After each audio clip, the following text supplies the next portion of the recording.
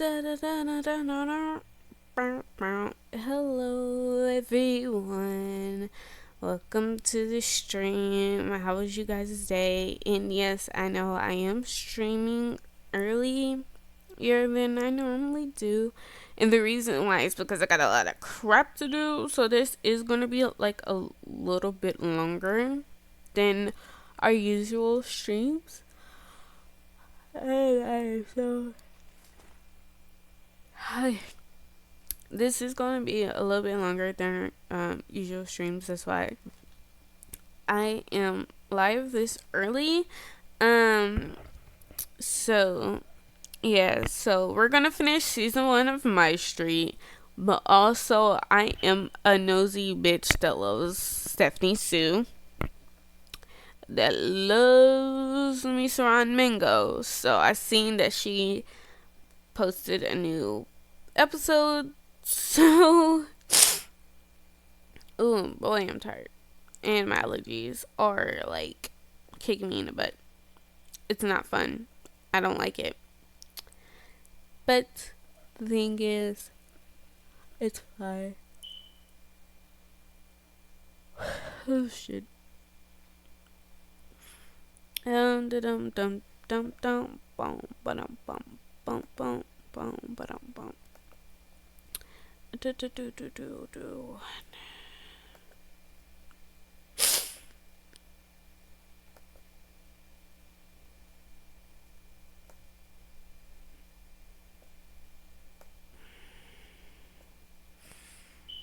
Do do do do do do do do do do do do do.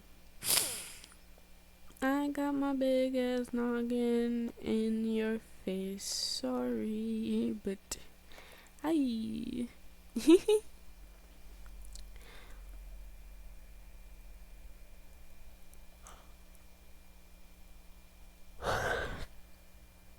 I forgot that my model track everything, so well, almost everything. So you're gonna see when I be yawning and stuff. That's crazy. Anyway, I'm about to mute myself real quick to blow my nose because Lord have mercy, that is so annoying. I also took my allergy pills too, and that crap didn't work. That crap didn't work. I can't win nor lose, and it sucks, you know?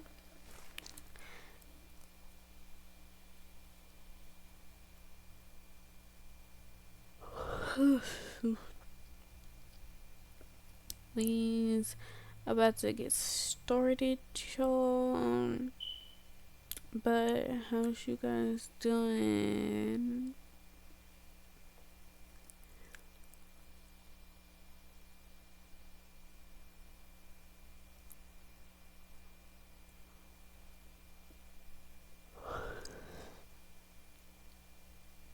Ooh, Lord. Take the wheel.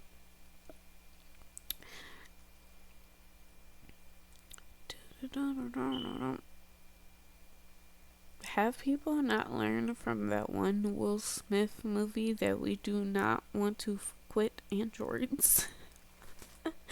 Please. That's not. I don't forgot the name of the movie, but like that whole premise is don't fuck with robots. But yet we build in robots that are tall as people, human like, quote unquote, androids. Like, no. Leave it be. Please. Like, let's not do that. Don't be surprised if Cat's Eyes gnarly is all over my feed ever since it came out. Oh Lord. Like, the song is fun, don't get me wrong, but dang, like, no, like, the song is actually good though.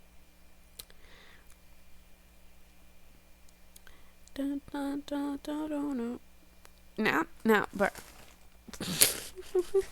I'm about to mute real quick. I gotta blow my nose.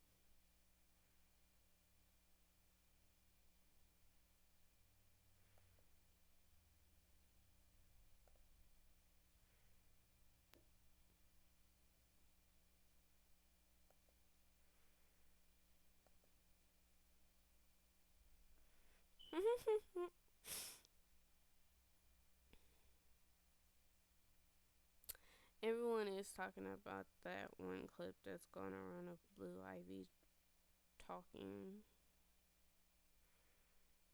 I'm trying to post on the other social media that I'm live. So yeah.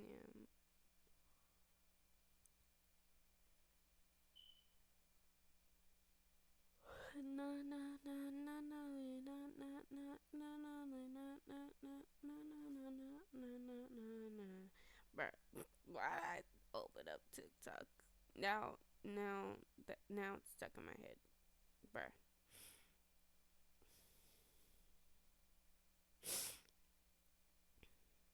Now, everyone, I am going to give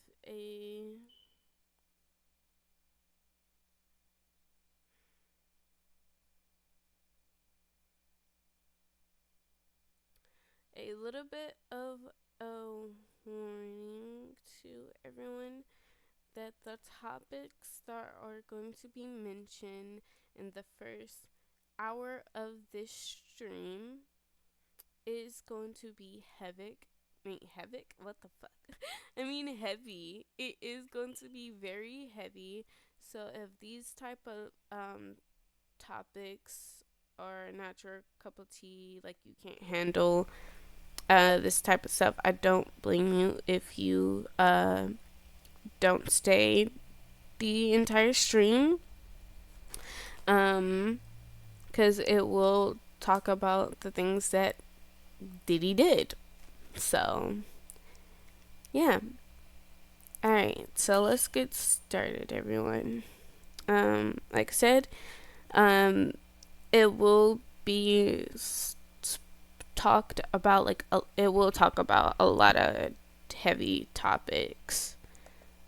And I mean, a lot. Bada boo. Monday, opening statements for the Diddy trial. There are no cameras allowed in federal courtrooms, so I know you guys often like to watch live streams of trials, but there's no cameras. So I have two RottenMango researchers inside the courthouse with me. We are all individually witnessing and experiencing everything that's happening during the trial, individually taking notes, and then every single night we'll come home and regroup and try to find all of the things that we all saw and felt and noted down, because I thought that was the best way, because sometimes we notice things that the other person doesn't notice, and maybe it's like in our heads, we don't know. So these are all the things that we noted on Monday. If you guys are just here for the actual trial and like maybe some of the transcript stuff, skip ahead. This is like the energy inside the courtroom. Sorry, you gonna hear me sniffing a lot during this stream because my allergies. So, like, I'm so sorry. My allergy pills ain't even working, so sorry about that. The defense attorneys start walking into the courtroom, it's already so tense. The energy, everybody expected it to be a lot more tense on Monday because it's the last day of jury selection. They're finalizing a jury. They're going to start opening statements. Two witnesses are going to come to the stand to testify. There's going to be cross-examinations. It's going to be tense. but it was really tense. Brian Steele walks in holding Tenny's bag as well as his own bag, and I feel like the minute that Brian walked in, we were all taking notes, because we have discovered this new thing at RottenMango, which is the fact that we can kind of predict what's about to happen in court next based off of Brian Steele's eyeglasses. Not There's off something his about this man's glasses. reading That's glasses. crazy. You look at his reading glasses, if they are on his nose bridge, I feel like whatever is coming next in court is about to be very serious. Or he's reading something. But like usually something very serious is going to happen. When they're off, I feel like he's relaxed. I feel like it's about to be lunch. And they're just staying on his So nose. basically, They're not reading he's his like body buried language. inside of his papers first thing in the morning. Usually he likes to do his little posing. Not posing, but he likes to do his little stance while he greets people. But he's just like buried into the papers. Mark, the lead defense attorney, also stressed. I feel like he had a very approachable, almost like a teddy bearish quality that just keeps declining rapidly day by day. Seemingly, they're very stressed. The whole defense team, they just look like they're cramming for some sort of finals on the other side of the courtroom, and we're just in the back watching, kind of stalking them is the feeling, and like taking notes. Right. And then the prosecution team walks in. This is the team that Mark Garagos, lead attorney Kenny Garagos' famous celebrity attorney father, has called a six-pack of white women. My understanding is you got a six-pack of white women. They walk in, and I will say, I What? don't know What if does it's that the mean? fact that we heard him call them a six-pack of white women on a podcast, or if they just look so cool. They looked so cool coming in. Yeah, the six of them, they walked in together, and they are just no business. One of us wrote down, if this were a soundtrack, it would be a very depressing motivational anthem. Oh, They wow. look Depressing. so depressing. They look so powerful, and it's so motivating and inspiring, and I'm like, that's the look of justice, right? Question mark. But they all look so sleep deprived. I feel like they're sleeping under their desk. I feel like they're being held hostage. Dang, inside the courthouse. overworked. They look less That's tense than no. the defense attorneys, but they look so sleep deprived. All three of us wrote down. Y'all that need the a lead on this vacation. case, which is Maureen Oh, Comey. poor She was the lead on kids. the Maxwell Well, case as not well. kids, but She was assigned y'all know the what I mean. Epstein case, For but, people. He self-exited in jail, said nobody ever, right, debated. She went to Harvard Law School. She had really intense eye bags on her, and we say that with a lot of respect. But it is worth noting, by the way, that Please the get a prosecution, vacation. You need it. yes, You deserve maybe it. It helps us sleep better at night to believe that they are in it for the sole motivating factor of just insatiable hunger for the justice of the people. Clearly, it's a huge stepping stone for a lot of people. Diddy's own successful defense attorneys have worked for the DA's office at one point. Mark Agnifilo, Alexandra Shapiro, Xavier Donaldson. It's like a pipeline. Oh, they all worked in the. Is it the same I don't office? think SDNY. So I know Xavier Donaldson worked in the Bronx. I Dog, don't think you that- laying on my foot They and were you putting kind my of dang colleagues at foot one to point, sleep, right? Alexandra dog. Shapiro did work SDNY, Move. if I'm not mistaken. My foot They is were asleep. ex-colleagues. Get off my But I don't know if foot. their timelines overlap. Thank but you. It is a pipeline. So former prosecutors have a lot of knowledge of how evidence is evaluated, charging decisions are made. I mean, they're Hey, pretty good at anticipating lay the down. weaknesses in the government's cases. So just having even that relationship with the DA's office is probably I successful. said lay down. Which Do is not. very interesting go. to note. That's another thing that's so bizarre, is that I I'm gonna think put you in a logically it cage. makes Go. sense when we walk in there, but every single morning we see the lead prosecutor, the lead defense attorney, and all the defense attorneys and prosecutors mingling, chit-chatting, having a good time. You would think that they're just like in the coffee room, like they're working for a corporation together as best buds on the same team. Or like Really? maybe half of them are in marketing and then the other half are in engineering. They just chit-chat like they're good old pals. And then the minute that the judge walks into the room, I feel like they want to kill each other. And it's just like a really weird shift of energy. And logically, it makes sense. It's a job. They're doing Right. a job. But it's still very jolting to experience because, I don't know. I That's feel like that's, fascinating. yeah. Like even after Right, the sometimes you opening just gotta statements hit the today, switch the and two turn attorneys on, that did like, the opening statements immediately business. after they were like chit-chatting. Like, you gotta I was put like, on a what's straight going face on? for your job. Huh. You know? Yeah. Now, side note, just to put this out there, I believe the prosecutors make around $150,000 to $200,000 a year. I researched it. That's the number I found, right? It is believed that Diddy's attorneys could be making tens of millions of dollars on just representing Diddy. And I think that's like one of the attorneys, and he's got many attorneys. One TMZ clip, which I think TMZ is a very interesting source for this information because Mark Garagos seemingly has a very close relationship with the outlet, even hosting a podcast on TMZ. So to clarify, Yes. Mark is the father. Of Tenny Garagos. Okay, let me give you a brief recap on lore. Mark Agnifilo Yes, is the lead please, attorney let with us Tenny Garagos. in on the Mark Agnifilo everything. and his wife Karen Agnifilo are representing Luigi Mangione. So if the name sounds familiar, that's where it's familiar, okay? And then Tenny Garagos is working with Mark Agnifilo, but her dad is Mark Garagos. He represented Hunter Biden, Chris Brown, he's representing the Menendez brothers, Scott Peterson. Yeah, he is a very famous attorney. A lot of people call her the Nepo baby of the defense side, but then like some people argue that there is a Nepo baby on the prosecutor's side. It's a whole thing. So Mark, he's not formally representing Diddy for this trial, but he has a very seemingly long-term close relationship with Diddy, and he has a podcast on TMZ where later, without Mark in the room, TMZ, the outlet, they talk about how one attorney turned down representing Diddy for this case, but the number that they wanted was 10 million. And that's just for one attorney. Some of the attorneys working on the case right now, it is suspected that they asked way upwards of $10 million to take the case. I mean, he was offered $10 million to defend Diddy. Jesus. Suspension. Well, yeah, because that was just for one lawyer. That one lawyer asked for way more than 10 million. Oh, really? Way more. Huh. Way So what do you think? What do you more. think? So Hey, let's if just you're going say to these defend a prosecutors are making, criminal, like, $200,000 well, to defense allegedly, attorneys. I should Could say be making, allegedly, like, $10 million a criminal, at the then very you gotta least. get Side note, your the bank lead for it, prosecutor, especially because of Marie crap that Cohn, he's her father is done. James You Comey, probably going to former some FBI backlash. director. Like I said, So she's alleged, kind of, I guess alleged, if you really wanna alleged. call her like the Nepo baby of the prosecutor's side, technically, because there was a little bit of a scandal that she got the Epstein case assigned to her really early on into her career at SDNY.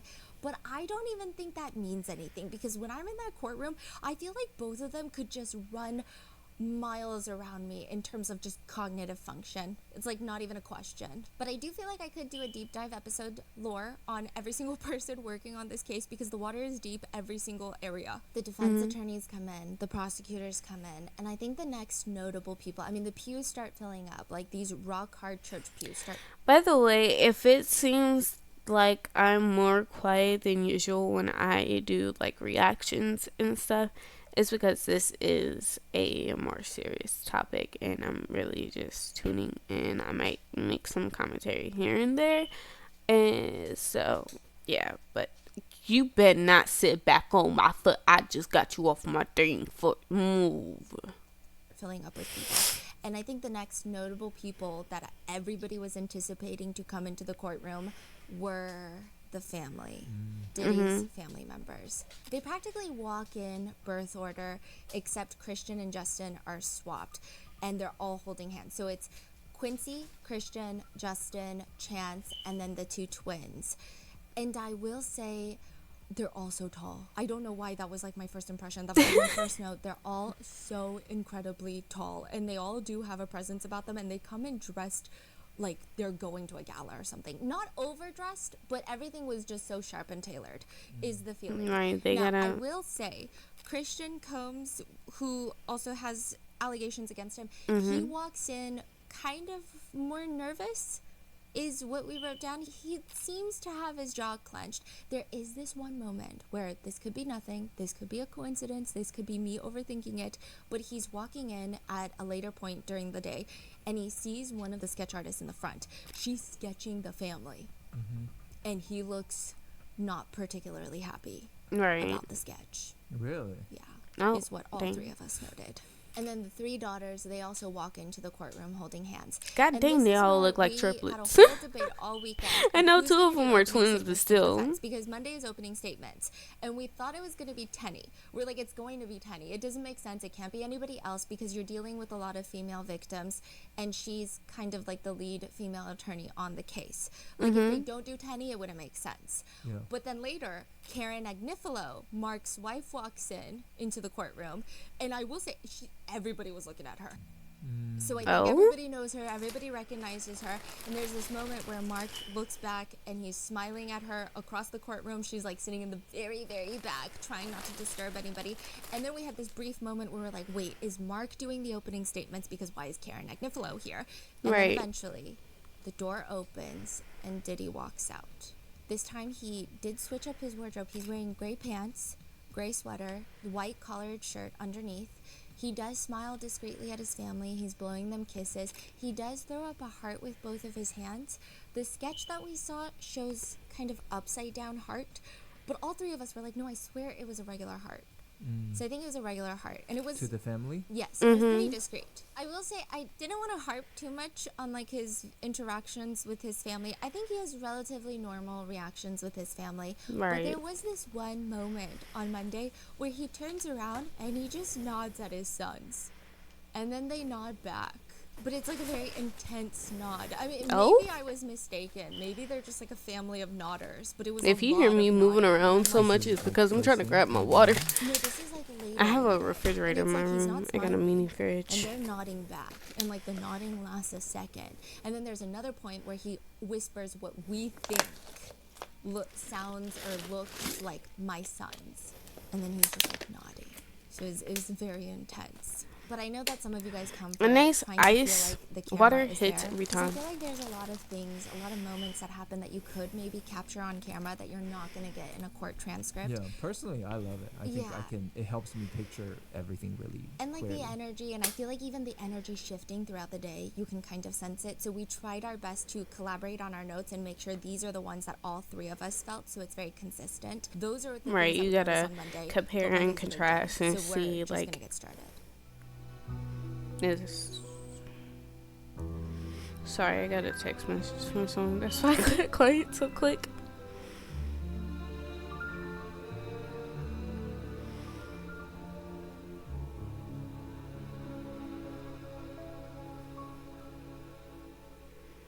A few disclaimers. Regarding content warnings, there's themes of essay and DV, and secondly, certain portions and quotes have been shortened and condensed and or combined for brevity. This is a very quick disclaimer, but everything reported on in this episode and throughout the trial is public information, but any descriptions or observations regarding the defendant or anybody else in the courtroom are personally noted by myself and my two researchers who are present most of the times in the courtroom in Right. person, seeing all of these things happen in real time with our own eyes. However, just because we see something and feel something does not mean that our experiences and statements are valid reflections of the truth. Our interpretations of these random things that we see in the courtroom could mean nothing. Like, it could be completely inaccurate. They have no weight or bearing, obviously, on the verdict of the trial, but it should also not be a definitive source on how you feel about a defendant, about a victim, a witness, or really just the case in general. This case right now, Diddy is considered innocent until proven guilty. Yep. The burden of proof is the responsibility of the prosecution, and all the crimes that he has been charged with Are alleged. until a verdict Yeah. is reached. We did 4 deep dives into Diddy's case in 2024 after his arrest, so if you want to know the backstory on everything, it's going to be in 4 different videos that I'm going to link below. And now we are on the opening statements of his trial that started Monday, May 12th. We're going to be doing daily updates on Diddy's trial. He is facing 1 count of racketeering conspiracy, 2 counts of sex trafficking, 2 counts of transportation across state lines for the purpose of sex work. He's rejected a plea deal, and he is facing a maximum of life imprisonment if found guilty. This is a federal case, so like I said, no cameras. We can't even bring our phones in. Like, we're just taking handwritten notes. Yeah, So with that being life said, in prison, just if The found first part of Monday guilty, starts well, with I selecting can't the speak. jury. If So found both sides guilty, still have to get rid of is all of their a strikes. Basically, they wonderful have a number of sentence, strikes but that they if can not get rid found of guilty, jurors he's for obviously technically going to no be reason at all.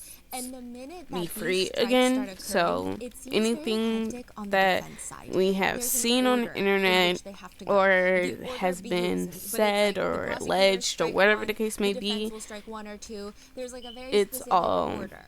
And there's clearly a like, pattern in that the they need air to follow. right and now. Mark Agnifilo is not following the pattern. He's reminded by prosecutors, like, I think you were only supposed to strike one at that point. Linda Moreno, who is the jury consultant for Diddy's team, she's a little bit more involved today. Like, the whole morning, before they even got started, she's been turning around to Diddy, talking more intensely to him. She was a lot more social prior to this. I feel like in the mornings before court really started, she would talk to other attorneys. She did not come to play today. She looks like she's on her game. She's wearing a gold swirl brooch on her jacket, and she looks very serious. I mean, she's clearly the jury consultant. They're doing the strikes on the jurors. Mark Agnifilo will keep going to her to verify, and she'll go through her papers. And I feel like it's not that well organized, is the feeling that I got as the press. Like, Right. it just seemed a little bit, and then all three of us wrote this down. Like, we had different variations of hectic. Like, just like, what's happening? And then eventually, Mark Agnifilo states, Your Honor, I note that the government has struck 7 black people out of 9 strikes. By our count, the government struck 7 black people, which we believe amounts to a pattern, and it's our request that the government give neutral reasons for these strikes. So, okay, side note, by this point, like, while it was very hectic before they got to this point, I don't want to look too into it, but we all did write it down. It does feel like every time the defense attorneys are confused or are slightly underprepared or are maybe not on their A game, over the top, doing things before the judge even asks for it. Diddy That's will look at them, not and it's not a menacing way. great. It's not like a sinister way. He's not staring them down. He's not nodding at them. He just will look at them like, hello? And it's, like, to us, it's kind of intense, yeah. Like, hello? He'll just look at them while they're stressing. Like, what's going on is the vibe we get. Okay. It felt like maybe they were freaking out because they wanted to say this statement and they were all trying to agree because there's like 7 different attorneys. Right, they kind of like under pressure and stuff. So, now, the lead yeah. prosecutor on this case, Comey, she comes out swinging. I think this is the first time I hear her voice.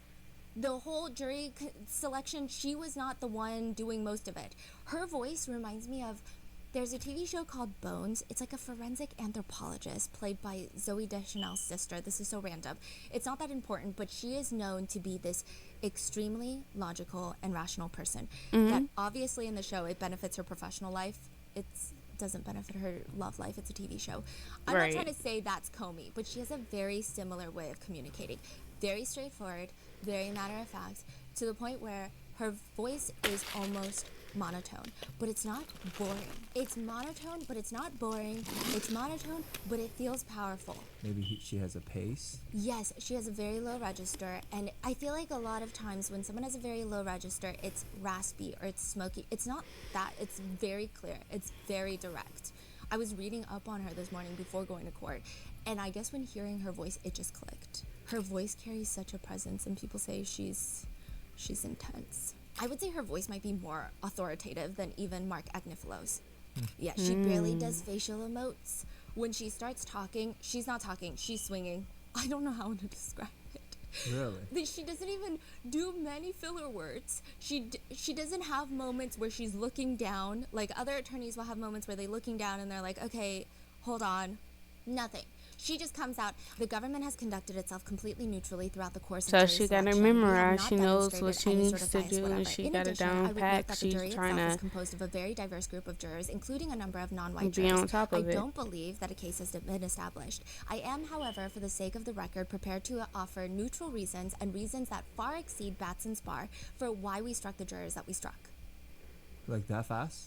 Yeah, like pretty fast. Her Dang. cadence is pretty addicting to listen to. The energy that she carries is very intense. So she starts going through all of the jurors that they struck that maybe there might be questions about, which the Batson's challenge is basically saying, yeah, you have a certain number of dedicated strikes that you can strike potential jurors for no reason, but you can't strike them for their race. Like, you cannot discriminate. Right. So now the defense is saying, wait, there are so many black jurors that you guys just struck out. So maybe we raise the Batson's challenge.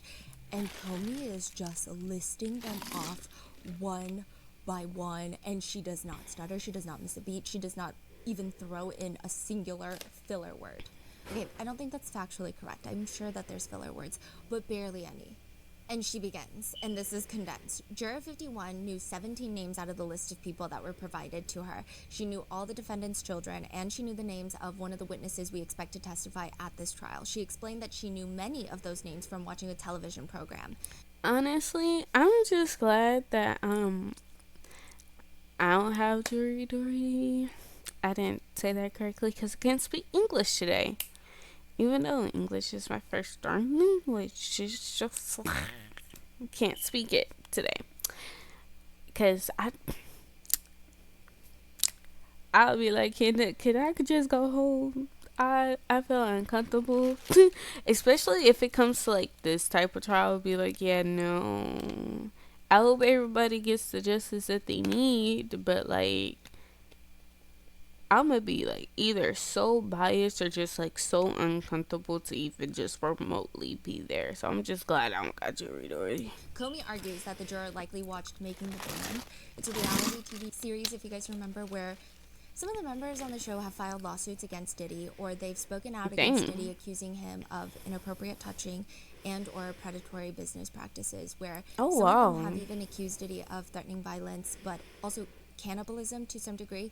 Wait, hold on. In the Making of the Band, what do you mean? That is called The Making of a Bad Boy.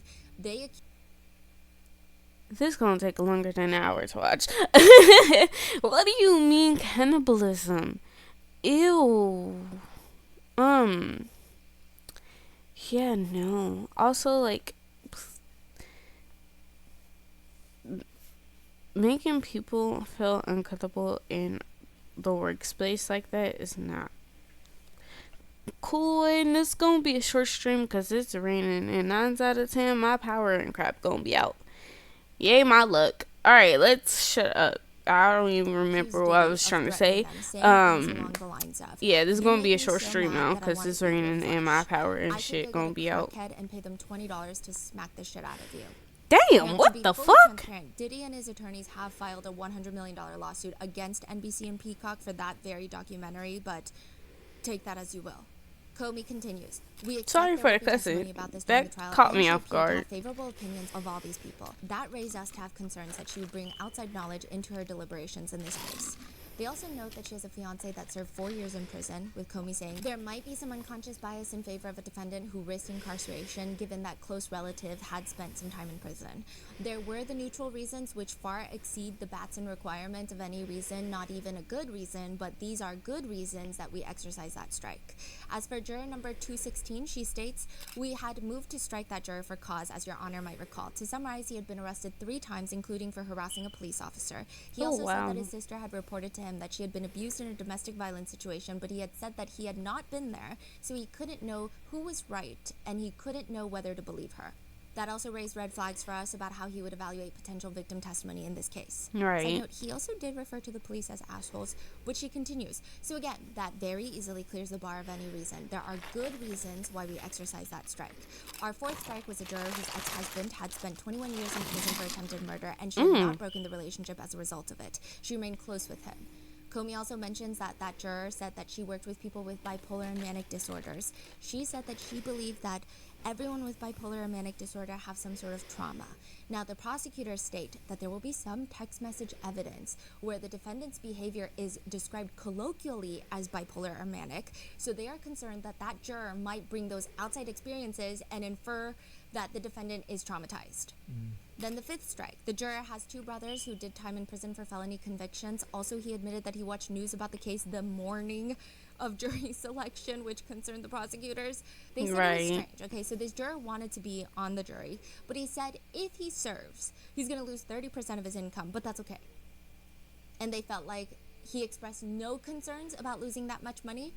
She says, quote, that made us worry that he has an agenda and is trying to get on this jury. Again, easily clears the bar of any reason. Those are good reasons to exercise that strike. Then another strike, she says, I believe we moved to strike this individual for cause given his English language difficulties. He also had a nephew who he said was a gang member who had been in prison for about 2 years, I believe, for being involved in shooting a police officer. Then another alternate they struck for being in the same high school as Diddy, or having gone to the same high school for not the same time, but just in case.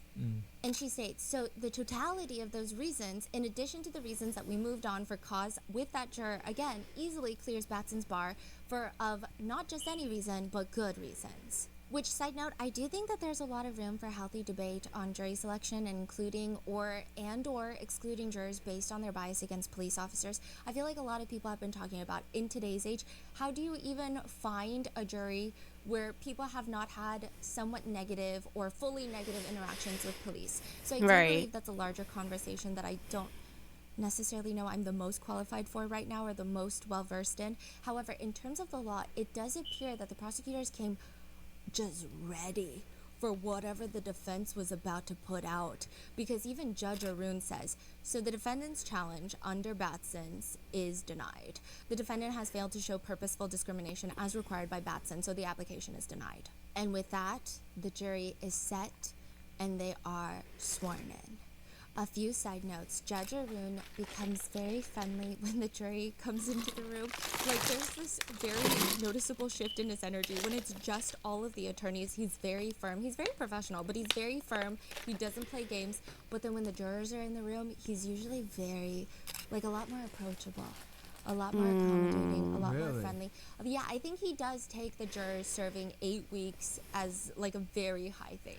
Right. Like, he's they all taking about time getting out of them their on time every personal single day. He's life all and about stuff. making sure that the So trial yeah. finishes in 8 weeks so that they can go back to their lives. Yeah. Yeah, he's like very intense about it, and I kind of love him for that. Right. So I will say that as the W jurors for are that, getting because sworn like in, Diddy is, like, you don't kind want of it to nodding. drag Maybe it's out coincidental. All three and of stuff, us did write because it like down. It's regular not like a scary people nod. It's just still like the nod have that he did when he families, tended to still walk into the have courtroom. jobs, I and don't still know have what kind other of nod that is. I'm responsibilities not really a out big of nodder, the court. so I can't So say for sure, I but like he's that. kind of nodding and he is looking at them. And another thing that we noticed, and again, maybe it's coincidence, maybe it's opinion, maybe my eyes are deceiving me, but there's this moment where, well, the whole day, actually, Brian Steele and Diddy, I feel like they used to have best friend necklaces cut in half type of energy, and I feel like this, they were a little bit more stressed today. But there's this part where the jurors are getting sworn in. Brian Steele pushes his chair back, and it's carpet, so he has to kind of lift his chair and then push it back. So it's not an easy process. It's not like you just scoot it back. He moves his chair all the way away from the table. He sits with his hands in his lap, showing, and he's watching the jury get sworn in. And Diddy almost instantly mirrors Brian. Like, it was almost instant. Like moving the chair back? Yes, and then sitting with his hands in his lap. I wouldn't say it was like identical mirroring, but moving the chair back on the carpet was like pretty instant. Yeah. And I have just never seen someone more on their best behavior than Diddy on Monday. I would say the most notable things about Diddy, he was asked if he has enough water, and he reaches into the mic and he says, "I could use a little more if you don't mind." And his voice is slightly raspy, but his tone is, it's like, "I could use a little more if you don't mind." It's like very A little sweet, softer. very accommodating. It's like if you were to go to your very wealthy aunt's twice removed house and you just know everything is so expensive, so you can't even like sit on the couch, and you just sit on the edge and you just hope that your jeans don't stain the white couch. Right. I guess if you have some more water, like I would love some. It's kind of that vibe. Even when Tenny, the lawyer on his right, has to sit back down after a statement, he full on both arms, like a moving company mover, is pulling out her chair onto the carpet. But it's just like, it's like the Brian Steele jacket lapel thing. It's just like, it feels like too much. Yeah. I feel like, I don't know if the Queen, rest in peace, got this type of treatment when she wanted to sit down on a chair. It was a lot. And then once the opening statements start, Diddy is a literal statue.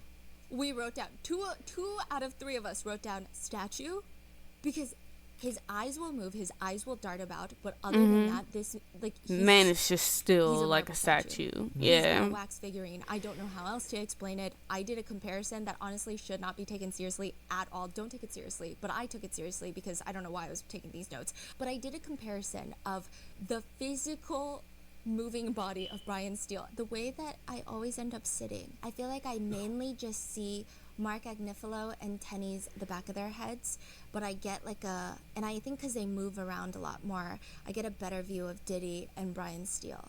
And then Alexandra Shapiro is on Brian Steele's other side, but she's usually very low-key.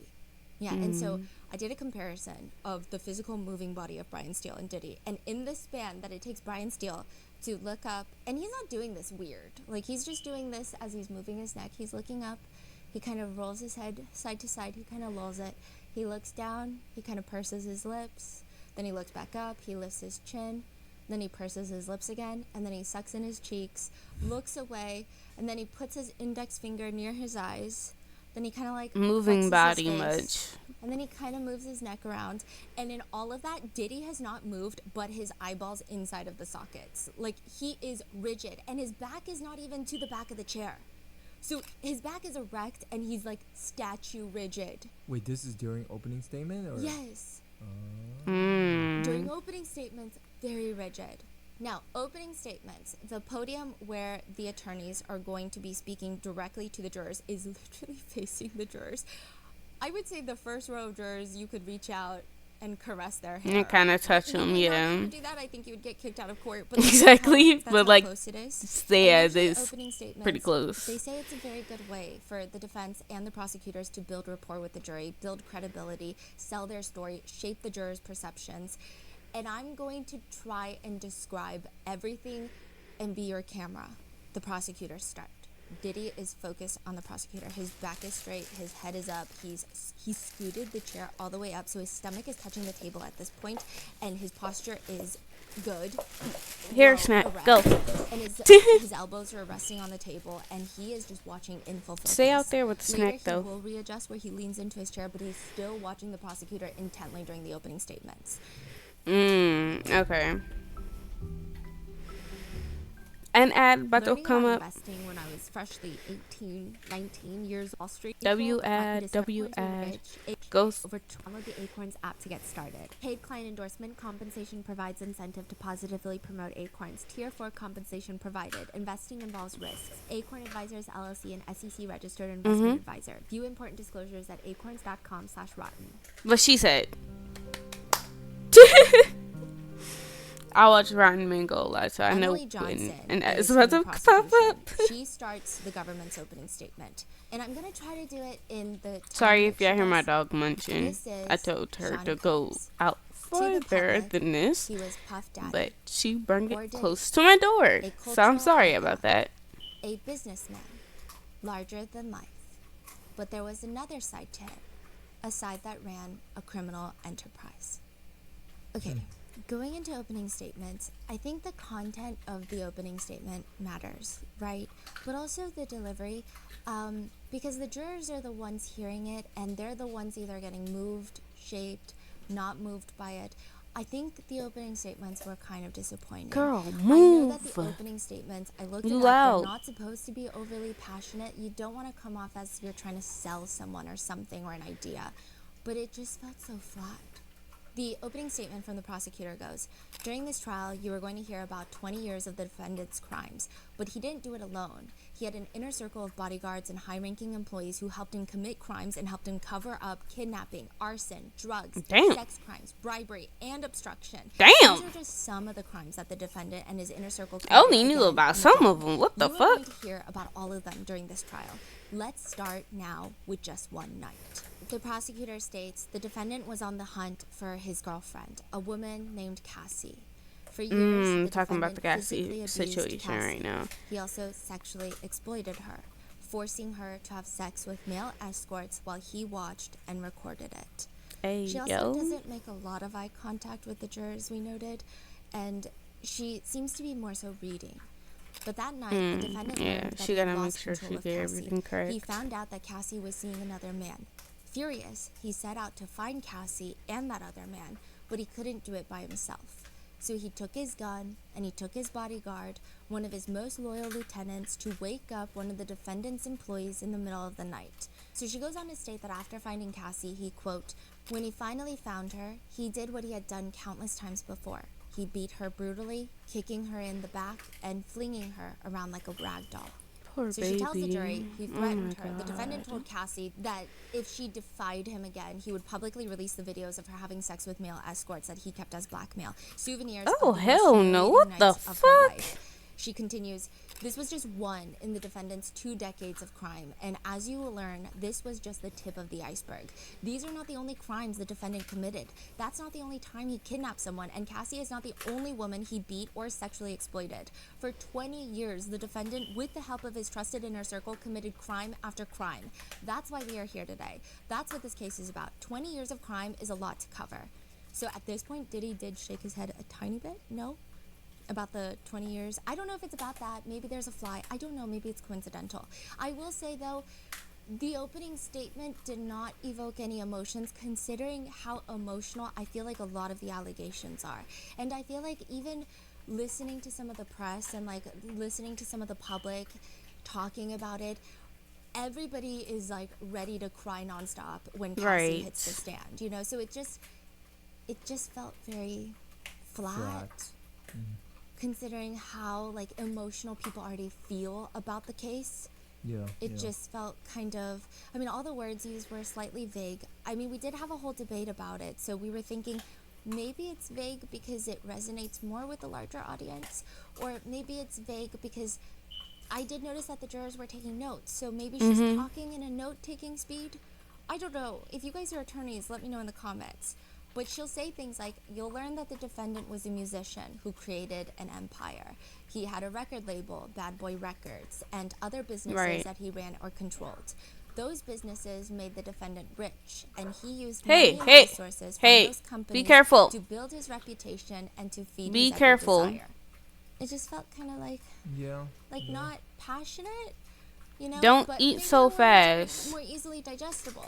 He sometimes called himself the king, and he expected to be treated like one. He expected his inner circle to cater to his every desire, including his sexual desires. Now, at this point, we Eat did slowly note that- next I don't time. know if this is like in our heads, but we did see Diddy's cheeks kind of perk. So we don't know if maybe he's like clenching his jaw, or maybe he's hiding a smile. I don't know, or maybe his cheeks just go up because our facial movements do weird things. She continues, let me be very clear on this next point. This case is not about a celebrity's private sexual preferences. The evidence will show that the sexual conduct at issue in this case was coercive and criminal because the defendant made women have sex when they did not want to, because he Without threatened consent. them, he drugged Right. them, he lied to them, and he even used violence to make them do it.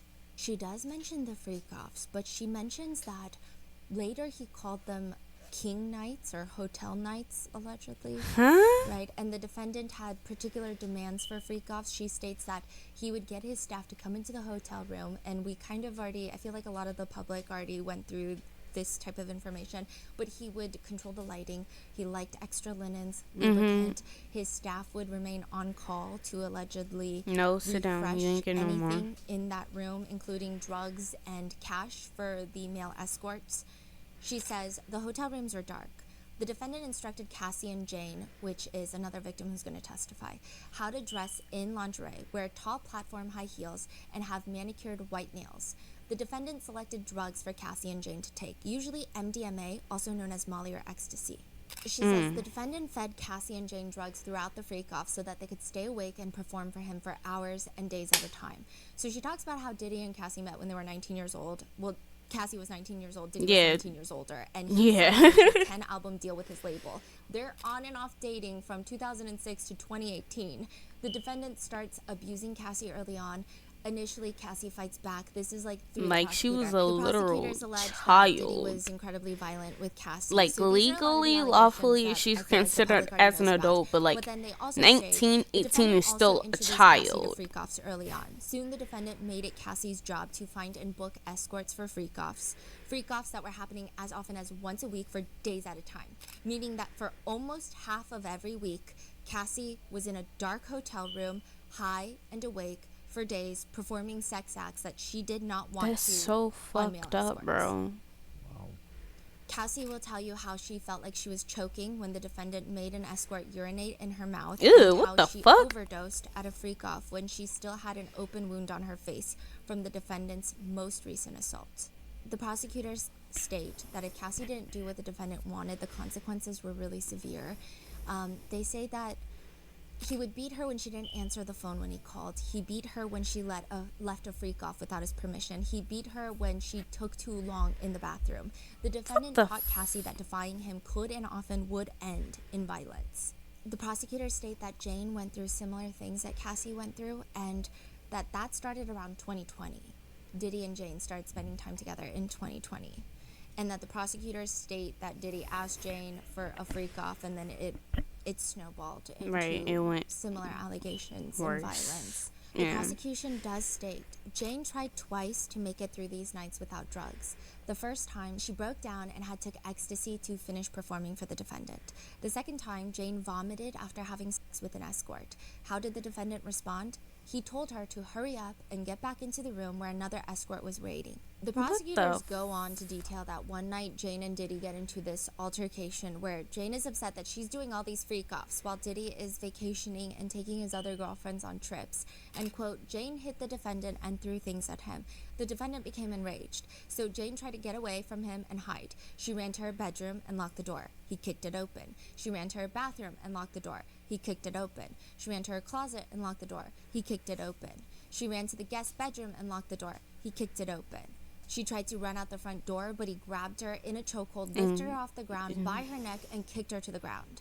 Later that night, they fought again, and just as he had with Cassie, the defendant viciously attacked Jane. He punched her in the face, kicked her while she was curled up in a ball on the ground, dragged her by her if hair this and her shit arm, and slapped actually Jane's face so is hard she fell real, over. And when all Diddy of this was over, the defendant deserves still did not let Jane life leave. in prison, Instead, he bro. told Jane, "You're not Like, gonna fuck hey, up my dog, night." move. You almost dropped The my defendant computer. instructed her to put on Because, an like, what outfit the and call up fuck? an escort for a Like, freak-off. no He made Jane actual cover her black eye sane and bruising and person take an ecstasy would pill do and this perform for the if, like, defendant with that escort. that's The monster prosecutors also state that an behavior. employee that worked for Diddy, Oh, Mia, wait. will tell By the jurors way, about this is the all years alleged. that he would force Let himself me just on say her that real quick. sexually, All putting alleged, but his like, hands up her if dress, this shit's unzipping his actually pants, real, he forcing her to deserves like perform oral some sex, life in and sneaking prison. into her bed to essay her.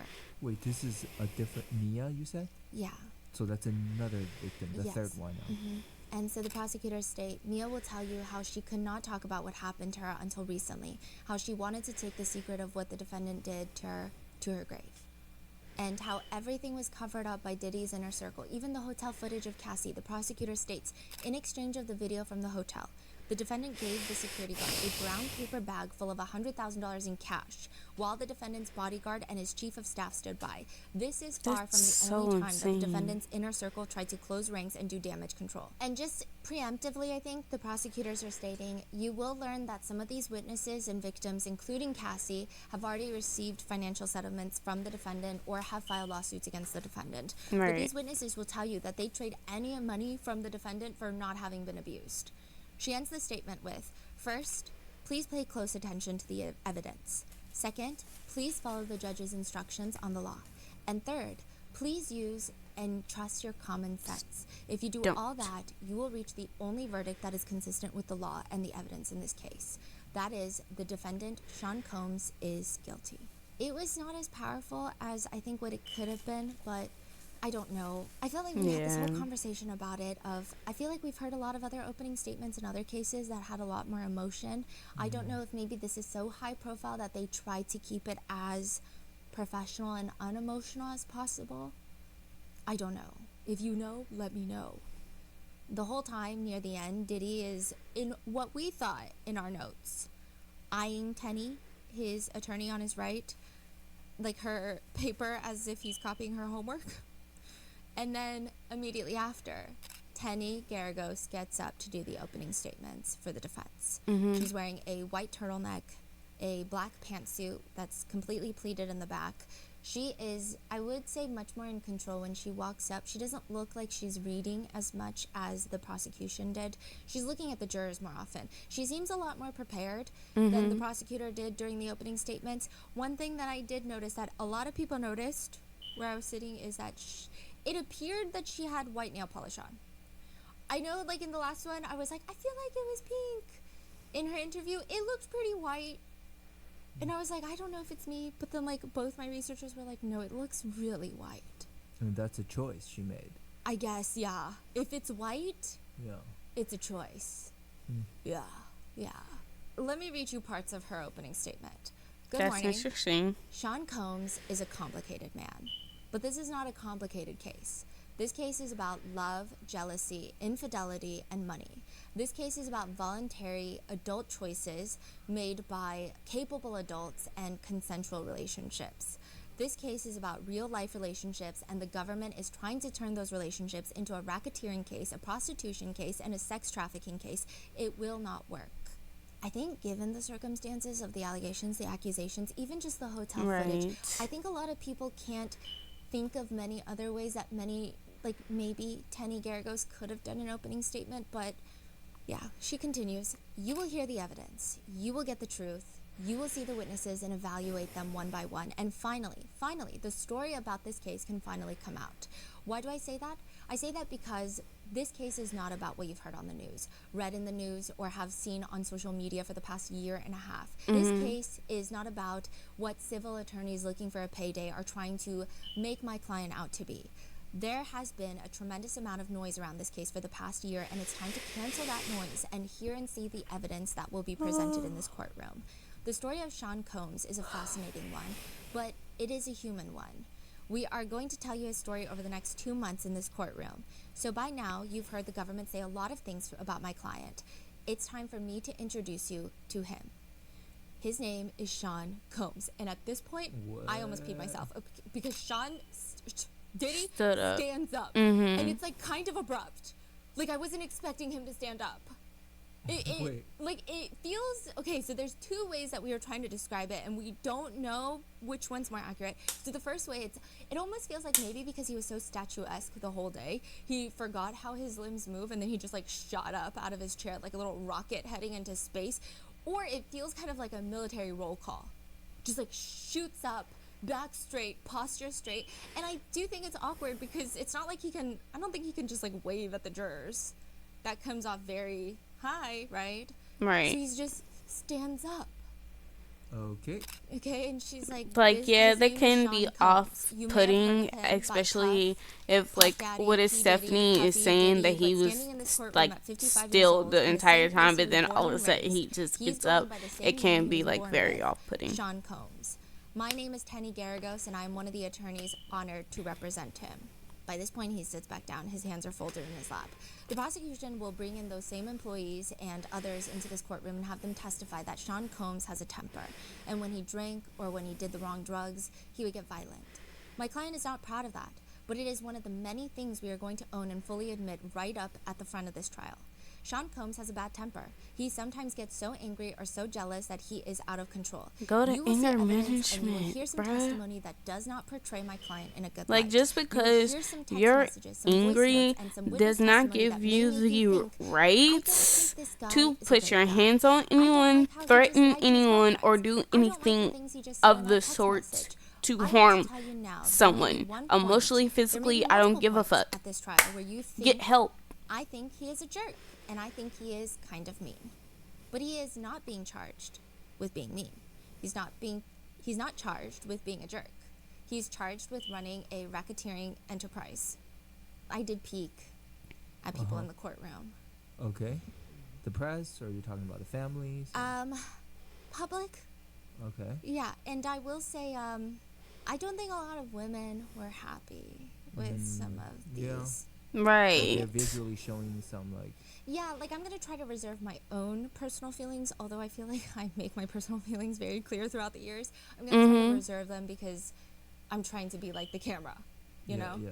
Right. So, but yeah, I did see some people that were I either see doing, where like, Stephanie's slight coming from. She was microwave like, or, I'm trying to ugh, give you kind of the face. facts, the But information. it's to be Like, expected. yes, Like, I think this is am what making everybody some expected of, from the like, opening statement what I after this think happens. and what I And feel she continues, known and what "And some of though my there was opinions violence that you are, are but going to I'm hear not going to about, you give already them have. all. That I just violence want is y'all to know not the information part of first. any RICO. And I get That it and violence is not understand it. connected to sex trafficking, and that violence is not prostitution. There was a name in criminal law for the violence that we will hear about and we will see at this trial. It is called domestic violence. It is called assault. Domestic violence is a very serious matter. I want to say that now. It is a bad, illegal problem, and it is something that the law addresses. We take full responsibility that there was domestic violence in this case. Domestic violence is not sex trafficking. I want to say it again. Domestic violence is not sex trafficking. Had he been charged with domestic violence, had he been charged with assault, we would not be here right now. We would not be sitting through an 8-week trial. However, he has been charged with different crimes: sex trafficking, prostitution, racketeering. These are federal crimes with their different statutes. They charge different elements, and he is simply not guilty of those crimes. One of the central themes of my statements to you will be personal accountability and personal responsibility. As the trial goes on, we will see that with each witness, we are going to take that on ourselves. We will not shy away from the things Mr. Combs did, but we will not deny his personal responsibility or own the things that he did not do. We are telling you right now that he is physical, that he is a drug user, and I'm telling you he had a bit of a different sex life. For example, you may have not heard any evidence in this case, but the prosecutors already told you about lubricant, and you may know of his love of baby oil. What? Is that a federal crime? No. You will hear that he got IVs after ingesting drugs. Is that a federal crime? No. He will be responsible. He will be accountable for the things that he did. But we will fight for his freedom throughout the next 8 weeks for what he did not do. And he cannot be the only person in this case who accepts personal responsibility and accountability for his actions. The alleged victims who will testify in this case are capable, strong, adult women. They are all getting something each of them wanted from him and from being in a romantic relationship with him. And those adult, capable, strong women will have to take on the same level of personal responsibility for their lives that he is going to take on for his. When any person in life makes an adult choice, that is a free choice. A free choice has pros, it has cons. You may think there are better choices. You may think there are worse choices. But that does not eliminate the personal responsibility behind those choices. And each of the women you will hear from, they all had the personal responsibility and the freedom to make the choices that they made. You will hear from these women, you will see these women, you will meet them, they will sit in that witness chair a few feet away, and you will evaluate them for yourselves. You will see that they are capable, you will see that they are strong, you will see that they made free choices every single day for years. As you are listening to the evidence and you listen to them testify, I want you to ask yourselves, what are all the ways that this individual had the ability to make that choice? Ask yourself, what are they getting from being with Sean Combs? They are not with him because they are stuck or because they are without a choice.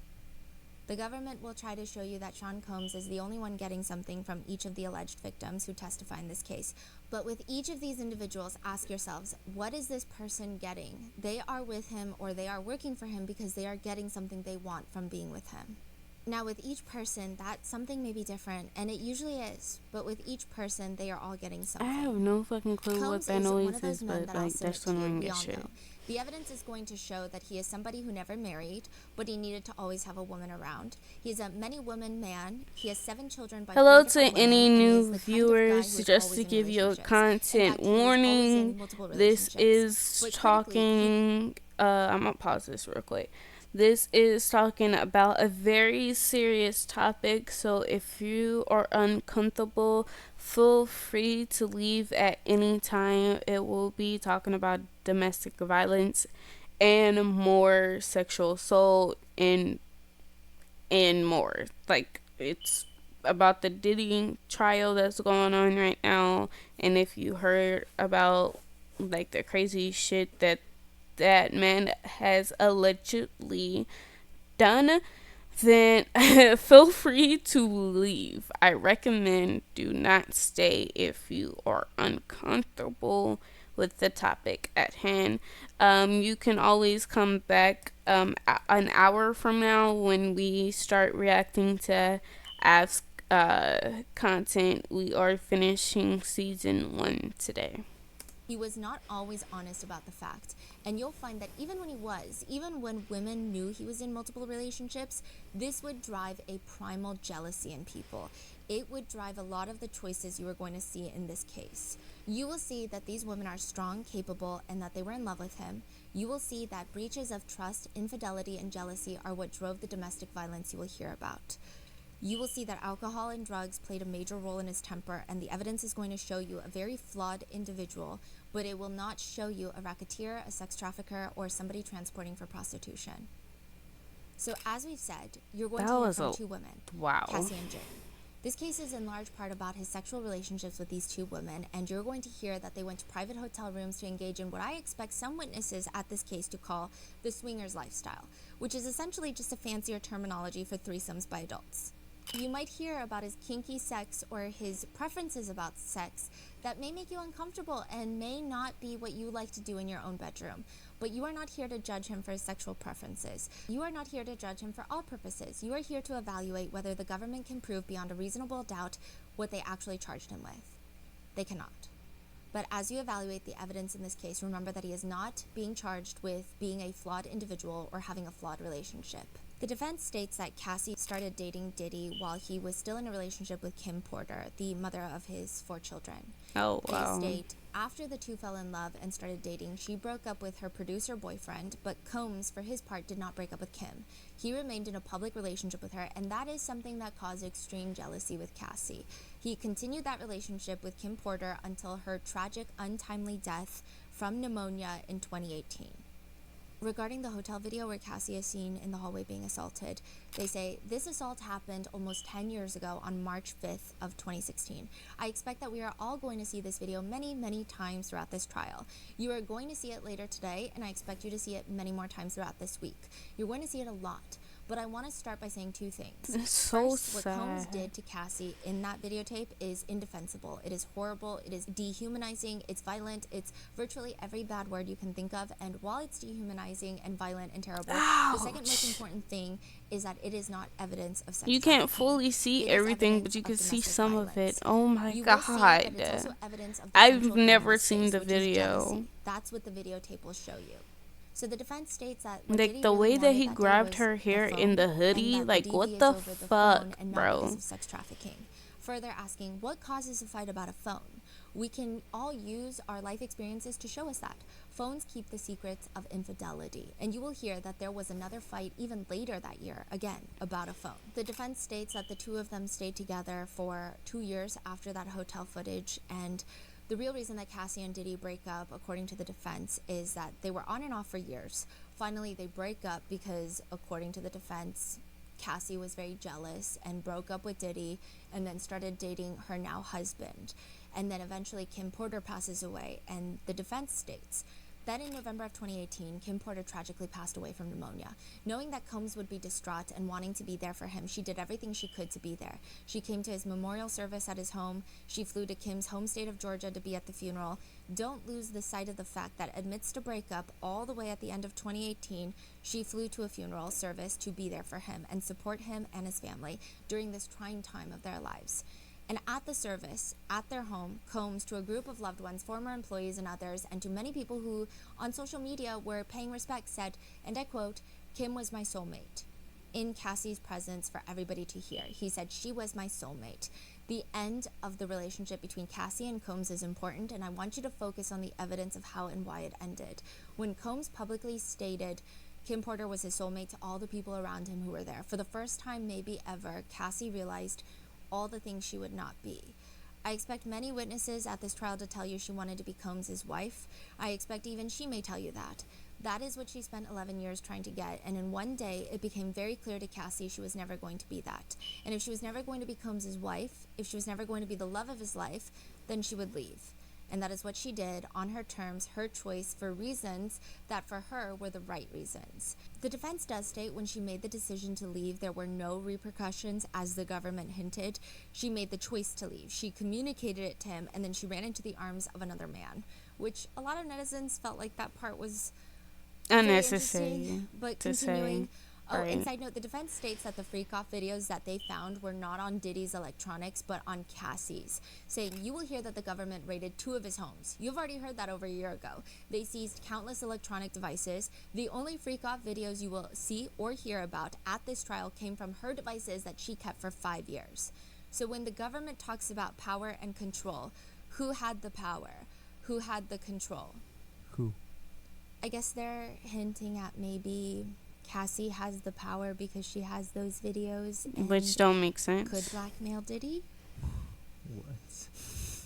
They continue. After Kim's funeral, they never saw each other again. The very first Like, time baby that girl, this that's former couple will evidence. see each It's other not after her 6.5 having years the, like, of a breakup that power is in of, this like, the way courtroom that they're later trying to today say that, or you tomorrow. bitch, that's evidence. We are all going to witness their closure, and that is because she moved on with her life and he moved on with his. You will see that she married the trainer. She had 2 children with him, and she's pregnant with her 3rd.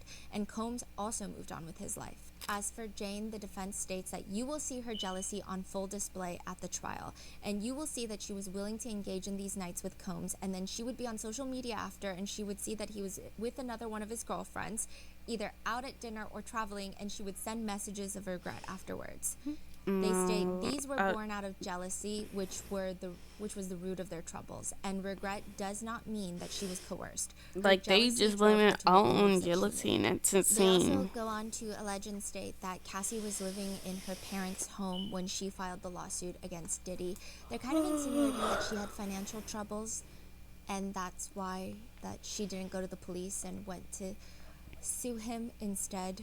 They state, Cassie, for example, will tell you that she first made a demand on Combs for $30 million. Another witness will tell you that in a breach of contract case, she made a demand for $22 million. And as you listen to these witnesses, and there will be many, as the prosecutor told you, who made civil demands against him, I want you to ask yourself, how many millions of reasons does this witness swearing to tell the truth and nothing but the truth have to lie?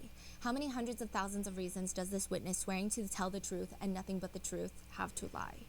So in closing, I ask you once again to listen very carefully to all of the evidence. You are not here to judge or impose your moral beliefs onto this man. You are here as a jury of his peers to determine whether the government can meet its burden of proving beyond a reasonable doubt that he has committed these crimes.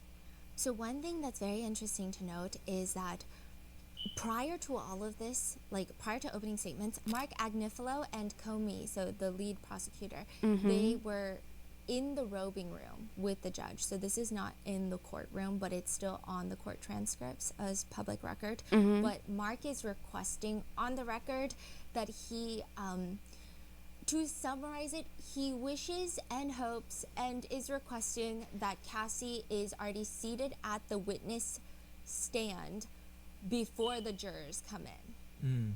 And Like, they don't want Cassie to walk in front of the jurors? Yes, this is a quote. Only because of her physical condition. I mean, there are certain things we can't control about a juror who is 8.5 months pregnant. I think he means witness. But I think there is a quality to her walking in front of the jury that I think is easily avoidable. I'm not making an application for any of the other witnesses. So there was a whole back and forth between the judge. The prosecutor was like, that doesn't even make any sense. Why would we be doing that? The prosecutor says, Your Honor, we would object. If Your Honor is considering it, I would like to be heard on that. I don't think there's any basis to treat any witness differently because of a medical condition, most notably pregnancy. I think that would be deeply inappropriate. The judge says that he will think about it, but he does think that Ms. Comey makes a very good point. And he says that we wouldn't treat people differently based on any other sort of medical condition or physical impairment or any other attribute, right? Why would we treat this differently?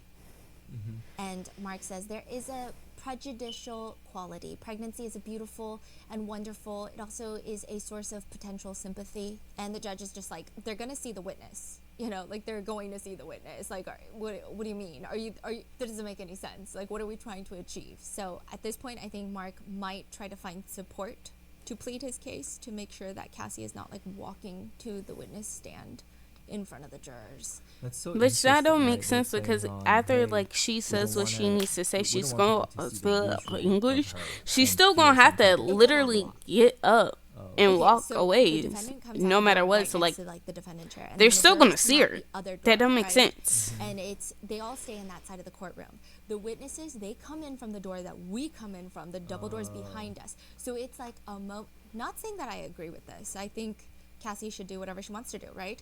But also, like, no, we should follow the law. Okay, that's what I meant by that. Right. But also maybe both, okay? But the double doors open and like everybody is just staring. And then you have to walk down the aisle and like there's press, there's family, there's everybody. Yeah. And then you And like she's 8 months pregnant. yeah, Right? and then you walk past the jurors and then you sit right next to the judge at the very opposite end of the room. Yeah. So it's definitely an intense, yeah. So that was requested. Now, with that being said, the witnesses are starting. Like, they just went into it. So the first witness gets called onto the stand. And there is a longer hotel video of Diddy and Cassie that was shown in court today. So you're going to see this the next day. So you're seeing this probably Tuesday. It was on Monday. Okay. And the first witness to testify is a security guard, former assistant director of security at the Intercontinental Hotel in Los Angeles, Century City, by the name of Israel Flores. Situation. I've never taken the time to I keep bumping my own computer by accident, so sorry. If I did take the time to picture and draw him out, it would probably be this witness. I thought he was going to rip out of his suit. If he was the security guard in any establishment, I just can't imagine someone not following the rules. Like he's very built? Very built, very tall. But like the way that he's built, I know that in Korea we have like the saying, I don't know if it's like the most appropriate in this setting, but like to give you a visual picture. They call them like the fridge body, right? I think that I've never seen someone that built. Okay. Yeah. No, his shoulders were incredibly broad. And so he walks in as the prosecutor's witness, and he's there to recount the events of March 5th, 2016. This is the infamous hotel video. He says, I was at the security base. I received a call from instant services saying there was a woman in distress on the 6th floor. Basically, the hotel has like each floor has a phone, so if you pick it up, it goes directly to them, and it pretty much, you don't have to dial anything. You just pick up the phone, it goes to instant services, and she pretty much directs the call. So like if you need housekeeping, if you need security, she will direct the call. So he says he gets a call to the 6th floor, a woman is in distress. Before he even goes, he doesn't know what he's getting into, so he says he checks the cameras and sees a black man just pacing back and forth on the 6th floor. He doesn't rewind the footage, he just sees a man pacing back and forth. He says, I got the call saying that there was a woman in distress. I look at the camera, I see a man walking back and forth. There was no woman in the video, so I'm thinking something happened because I didn't see a female in the footage. So I wanted to get there as fast as possible to make sure that nothing was going on. When he gets to the 6th floor, he responds to the call. He says, when I got out of the elevator, I observed a male and a female in the elevator lobby of that floor, like the elevator area. He says, quote, also, hello to any new viewers. Just to give you a content warning, it is talking about DV and more. So if you feel uncomfortable about any of these topics, I do recommend leaving this stream and come back in at like in half an hour when we start reacting to APH. But right now it's talking about a serious topic. And Cassie, well, she was in the corner and she had her hoodie on. She was pretty much covered up. I couldn't see her face, and she was just, pretty much in the corner. On the floor, he sees a destroyed flower vase, just glass shattered everywhere, which clearly something is happening. But the security guard states, I advised them, obviously, like, first, I was like, hey, what's going on? Obviously, they were arguing, so I told them, like, hey, if you guys are going to argue, you guys have to take it back to your room. And then I told them the mess that was there, it was going to be charged to their room. He says Cassie tells her that she just wants to get her phone in her bag and she wants to leave. So he starts escorting them back to their room, likely to grab her stuff. But even as he's escorting them, he states that they're arguing. He says, and we were walking towards the room, and then he eventually tried to re-engage, and I was pretty much like reminding him, like, hey, there's other guests in the hotel, just out of respect for them, let's get back to the room. He states that he hears Diddy tell Cassie that she can't leave, that she's not going to leave. To which he's like, well, if she wants to leave, she's going to leave. Like, that's pretty much it. They walk into the room. He says, you can't force Again, person to stay where they didn't He said that he had mentioned, I don't want her to leave. Well, I don't want you to leave. So I knew if I let the door close, something can happen. So I put my body in between the door before it closed, and I watched her get her stuff. He says he never fully entered the room. He's just kind of like half in, half out at the door. And then he does see majority of the room, and he does notice that there's a man in dark clothing sitting on the corner of the bed in the room. He doesn't recognize him. He's clothed. He's doing nothing. He's not talking. So he says, he was fully clothed, male, black. He wasn't engaging in any conversation with either of them, and he was just sitting on the corner of the bed. He says while he's standing there, there's a lot going on between Diddy and Cassie. He says, so they were going back and forth. First, she was like, you can't leave. Then he was telling her to leave. So it was just like back and forth between the both of them. Ultimately, Cassie leaves the room. Quote, so after she left, I told him, like, hey, stay in the room. Again, everything is going to be charged to your room. As I started walking away, he called for me, and he said, hey, turn around. You buy it. He said, hey, I turned around, and he's pretty much holding like a stack of money. Pretty much. I don't know. That's the best way I can describe it. He was just pretty much telling me, like, hey, take this, don't tell anyone, pretty much. The witness says he felt like this was a bribe to not tell anybody. Yeah, And as for it the cash is. itself, okay, I did the math. He describes it as being like he holds up his pinky and his thumb. So then I stuck my pen that I was using in between my pinky and my thumb. And like this man has ginormous hands. This is a pretty big dude. So I imagine it's actually bigger than my pinky and my thumb. But I measured the pen and then I calculated how much it would be. So he describes the top bill was $100 bill. And the rest he doesn't know because he didn't go through it. He didn't accept the money. But I did the math. If it was a stack of all hundreds, that's $120,000 Damn. to be what he described. If it was all 50s, 60,000. All 20s, 25,000. 10s, 12,000. 5, 6,000. And if maybe it's just 100. Imagine being that fucking rich, bro. Like, what the fuck? Pull out like 100. I have a notification. Just like, whoop, here you go. Yeah. And regardless, well, that's what the witness claims, right? Now, the witness turns it down. He says, I told him I don't want your money. Just go back into your room. Everything is going to be charged to your room and stay in your room. Thank you for the And I follow. left. Appreciate He says it. after declining a mortgage, he just goes downstairs to find Cassie, where he notices her in the valet area. Hi. He says that he hasn't seen any footage, so he only knows that there's a broken flower vase. There's some sort of disagreement happening between the couple. He starts asking her Can what you happened. send He notices a that title of a video? So, right now we're doing RottenMango, and then later we're finishing season 1. So if it's like not too late, then yes, because we got like 3 to 4 videos of of season 1 of MyStreet left. So after those videos, then yes, most definitely yes. there's a purple eye. And then he says, I asked her, did he do that? Do you want me to call the cops? And all she kept saying is, I just want to leave.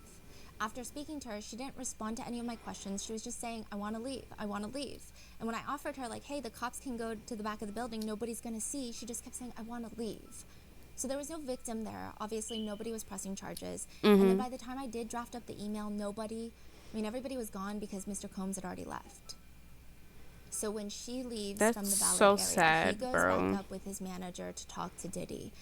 And he claims that he goes into Diddy's room, and the way that his friend manager talks, he likes to hold his phone up to his chest, almost like he's recording. And he claims that Diddy starts freaking out, thinking this man is recording him. So he's like trying to grab the phone. He's like, are you recording me? He's like reaching for the phone. The security guard pins him up against the wall, and he's like, what are you doing? Eventually, the whole situation de-escalates because he's like, I'm not recording. Like, I can show you my phone. Right. And it de-escalates. In the incident report that was entered into evidence, it states that after he was shown that there was no recording, Diddy de-escalates and that he just felt scared. Like, I guess that he was going to lose everything was the general consensus. Right, So like, then what he the states, fuck? quote, just told him the same thing I told him. The security guard is saying, I just told him, like, everything that happened in the lobby is going to be charged to your room. And we reminded him that it was checkout, so he needed to check out by 3 p.m. I've never seen someone so more diligent about charging damages to somebody's room. But one thing to note is that the guard says he never sees that mysterious man from that hotel room ever again. Like, he wasn't there when he went back. So they leave That's the room, weird. they take pictures of the broken glass, the broken vase on the 6th floor. The guard will eventually send those attachments along with his incident report to the hotel staff and security. Now, there are a few things that he leaves out of his incident report, like the random man in the room, to which he explains he was irrelevant. Like, when I got there, he wasn't at the incident. Like, when we got to the room, he didn't talk to nobody. He was just someone that was there. Which, side note, the incident report, when they showed it to the press, there is a part where, this is the quote, where Diddy says, I just don't want to lose anything and I could lose it all. That's the alleged quote that was written back in 2016 by the security guard into the incident report. So did he say that to him? Allegedly. Now, he does take videos of him arriving on the 6th floor. The security guard takes videos of him arriving on the 6th floor to see Diddy and Cassie. So at this point, he hasn't seen the actual assault footage because that would require him to rewind. He just wants to see when he starts interacting with Diddy. Right. He said that he wanted to take a video of the camera monitor because he didn't think that his wife would believe him. He said, again, I was going home, and if I had told my wife, hey, this is what happened, she wouldn't have believed me, so here's a video. Here's the The evidence. video of Yeah. him, it was played in court, and it was pretty uncomfortable because it's clearly just for his wife, but he's giggling when he sees himself exit That's the elevator. insane. And then at one point, he zooms in on his dress shoes and goes, like, hella shiny shoes or something along those lines. That's Now, crazy. there is more to the hotel footage, but it's generally like the same stuff that we saw, just different angles. I Yeah. do think that this situation, the security guard could have handled it a lot worse, but yeah, I guess that just makes me sad for Cassie, I guess. Right. Because Like, after it's he a takes these very videos, he sad just kinda moves situation. on. Very And his whole thing was, overwhelming as Cassie well. didn't want to file a police report. She didn't want to press charges. What could I do? Diddy already left. It's not like, this isn't really my hotel that I'm running. I took these videos for my wife. And then the incident just kind of left his mind for a little bit. The cross-examination starts because the direct examination was done by the prosecutors because he's the prosecutor's witness. But Brian Steele walks up to the podium in his candy cane colored tie. This is like his very first cross-examination. I will say that he does have a presence when he cross-examines. He has kind of like a southern flair. It's not overly southern. It's not like, because I know a lot of southern attorneys, they can fall into the southern religious leader trope that a lot of attorneys talk about, but apparently he is not one of those. The first question that he focuses on with the security guard, though, is on the incident report, you said that you have to cover who, what, why, where, when, what. And Brian Steele says, and the reason that you do every detail is because, or significant detail, is because it's important because later other people who did not witness what you witnessed may want to review your notes. That's fair to say? Yeah, the hotel staff, yes. Brian Steele argues that the incident report is to memorialize the incident because it's been 9 years. Now, I would like to ask you a couple of things about that report, that incident report that you did. Just explain, if you don't mind. You mentioned that when you got off the elevator the first time, you get off the elevator approximately 11:14, 11:15 a.m. Pacific time that day? Okay, you described Mr. Combs as having a devilish, scary look on his face. Do you remember saying that to the jury? Yes? Where in the report Are you do you good? describe Mr. Combs like that? That's my opinion, so it had nothing to do with the incident. Okay, that has nothing to do with what happened that day? Is that what you're saying? Yeah, with the incident. That is just your opinion now. Correct. No, it was my opinion then and now. And You yeah. didn't put that in your report. Again, it was my opinion. Answer my question, if you don't mind. It's not in the report, true? No. So Brian Steele then brings up the next He's thing that trying was to, not like, included trip in him the up, incident report. basically. Now, you That's say what that it seems the young like, lady at Cassie least. has a purple eye. Do you remember telling the jurors that? Yes. Tell the ladies and gentlemen of the jury where in your report, if you need to see it, it's no problem, you wrote that she had any type of discoloration in her eye. I don't recall that on my report. They bring up the incident report. Point to the jurors and where you say that Cassie has a purple eye. It doesn't. He's like, I couldn't hear. I apologize. It doesn't. It doesn't. Now, that would be significant, wouldn't it? Yeah. Because you have to know if somebody gets injured on your property. That's important for not only you, but your coworkers to know, true? Correct. Yes. Then he has the guard read through the second paragraph of the report, which reads, and then when we went, so he's saying that when he took Diddy and Cassie back to the hotel room, he, quote, Miss Cece was told to leave by Mr. Combs, so she did. And so Brian Steele is like, do you see that? Yeah, at that point, I didn't believe it was a significant fact because, again, they were just going back and forth. So I'm not going to put something like he told her off. I'm not going to say that. Like, he said leave eventually, and then she left. Mm-hmm. So you wrote down what you just said, that Mr. Combs told Cassie to leave. Yeah. And she left. But you didn't write down that Mr. Combs told her that she could not leave? Yeah, because it's not important. That's him just telling her don't leave and me telling him she's going to leave, and then he says you're going to leave. So of course I don't put he told her that she needs to leave. Officer, if it's not important, we're talking about 9 years later. Yeah. You remember the unimportant detail 9 years later, but it's not important enough. I remember most of the incident, sir. He also tries to briefly bring up the idea that perhaps maybe the bribe, or what the guard thought was a bribe, was perhaps just Diddy paying for the damages of the hotel room. through cash. And then he's like, we don't accept cash, basically. Brian Steele also gets the guard to talk about how he pinned up Diddy up against the wall for freaking out about that believed recording, that he was recording that and his stuff. manager was taking. And he says that he put his forearm up to Diddy's chest and then pushed him up against the wall. But the incident report reads, when I grabbed his hand, I told him to back off as we took his hand away from the MOD, like the manager. To which, So yes. Brian Steele is trying to argue that he doesn't remember clearly or making stuff Basically, up, yeah, or trying to trip him up. challenging his credibility. Okay, I think the jurors are under a different set of rules than everybody else is, right? The court of public opinion is always different from the court of justice. I think that Brian Got it. Steele is probably doing the best with what he's given, but I think after, like, we watched that footage like 5 times in the hotel room, or the hotel lobby. I don't know, the security guard could have lied that Pikachu was falling from the sky, and I don't think that it would have, at least in a lot of public opinion, I don't think that it would have changed much. Got it. Yep. But I know, like, technically it's the charges that's being argued, not the Yeah. domestic violence in the video. Right. But it was just, yeah, it just felt like not as serious after watching that video to be like, but why didn't you put it in the incident report? But again, I think that he was doing the best that he could. However, yeah, they also kind of have a back and forth about the hotel room itself. The security guard is stating that it's a room where he saw the man on the bed.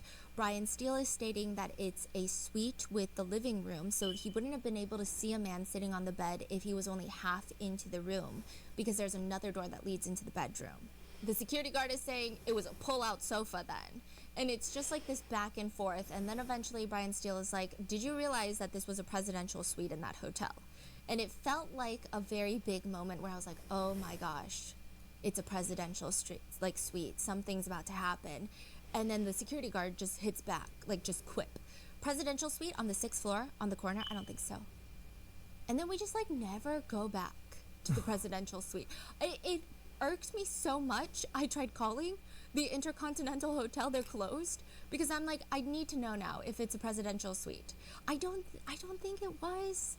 From what I can tell, I don't know, but it does seem like there's lots of suites in the Intercontinental Hotel. It's very complicated, but they're closed, they're being renovated. But eventually, it is redirected with Prosecutor Slavic, where the guard explains that he didn't include every single detail in the incident report. And so I guess that explains the purple eye, the other things that he didn't include. But not only that, he also explains that he did not believe that Diddy was high or on drugs at the time. He states that he seemed pretty sober, and they start playing that hotel video footage again, because I think the one of the bigger arguments with Brian Steele's cross is that he just but he was trying to argue that the incident report says that Diddy told Cassie to leave, right?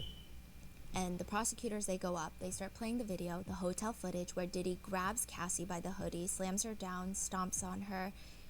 And then at 31 seconds, going to 56 seconds, during that time frame, the prosecutor asks the guard, Officer Flores, towards the end of that snippet, did you see Mr. Combs dragging Cassie?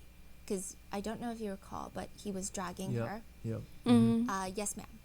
What direction was he dragging her in? Back to the room. To the room. And she states, nothing further, and steps away from the podium. Ooh.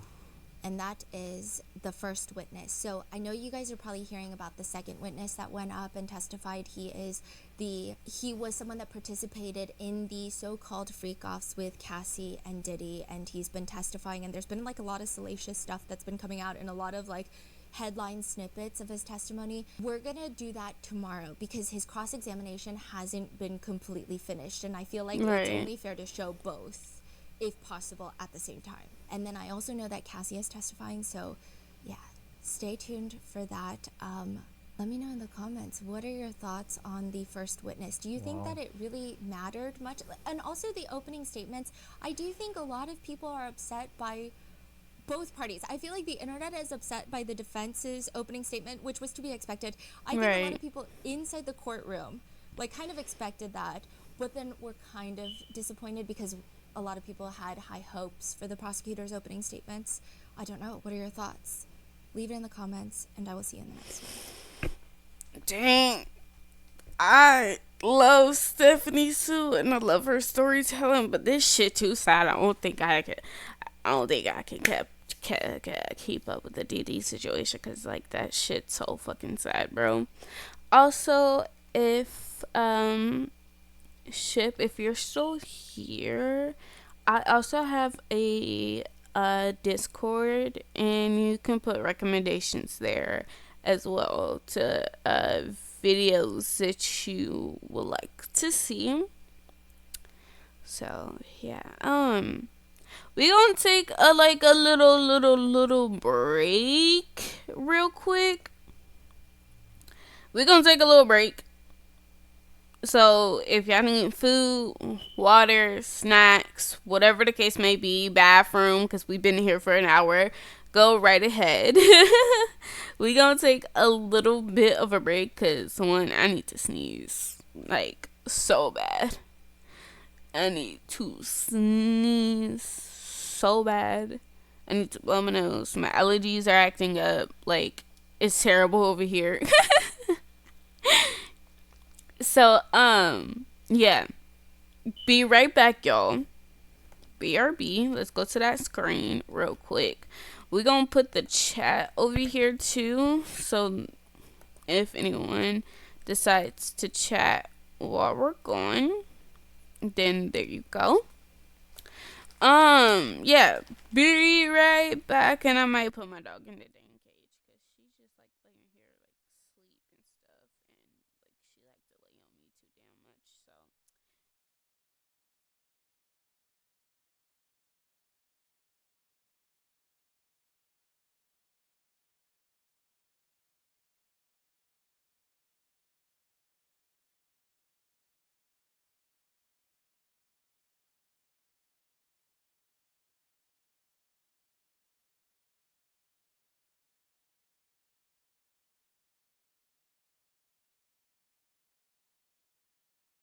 So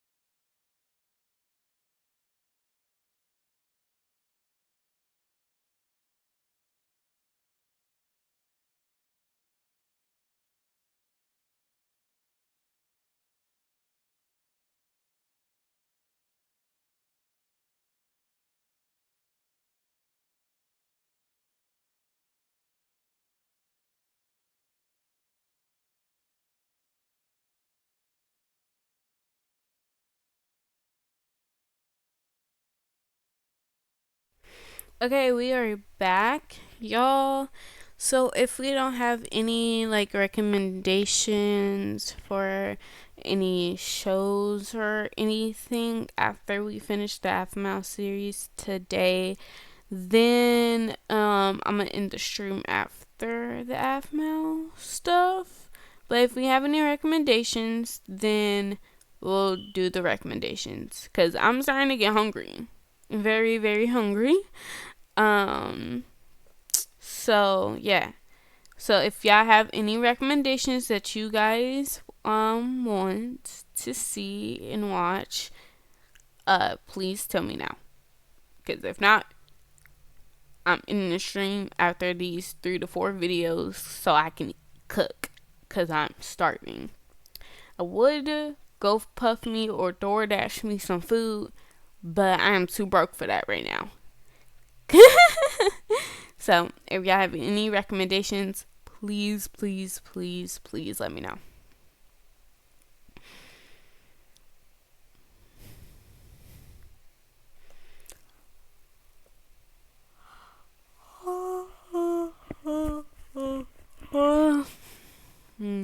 Tired.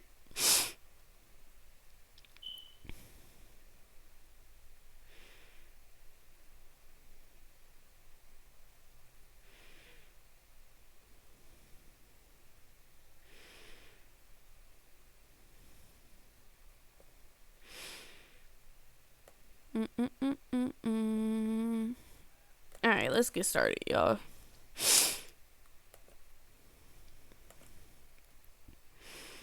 I gotta make sure I got my settings correct. Cause I did. Oh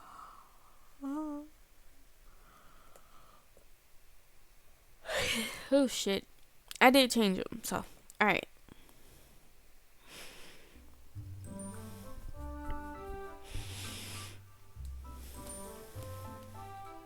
Why did I turn off my phone knowing damn well I look at chat on my phone? Oh, the Deadpool outfit. Love it.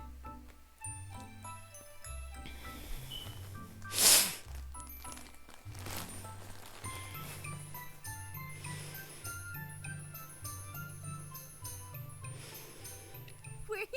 Welcome to ACON. So yeah, sorry for the like less commentary for the first almost 2 hours of the stream. It's just like a more serious topic and stuff, and I was already planning on going live. So I was like, I was planning on watching this video, so I was just like, I need to go live right now, so I'm gonna just watch it on live stream. But like for now on, I'm gonna just watch it during like my free time if I do watch it, because of the fact is it's a serious topic and I'm not doing that much commentary. Do we have to? I'm not sure how I feel about walking around in a costume. What are you even talking about?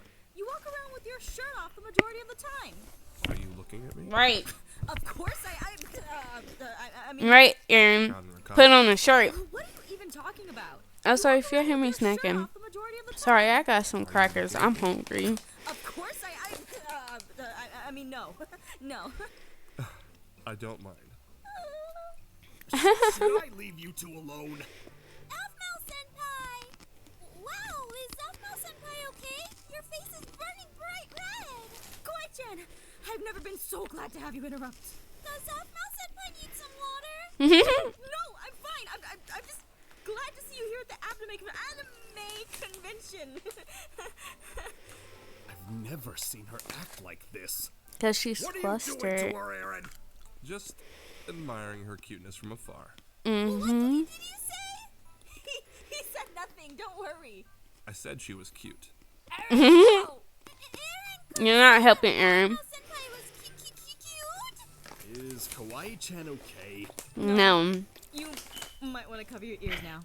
Right, she's about to scream. Oh my goodness, my shirt! Mom! This is perfect! Kawaii-chan can't believe this! Aaron said APHMAU-senpai was cute! That means that...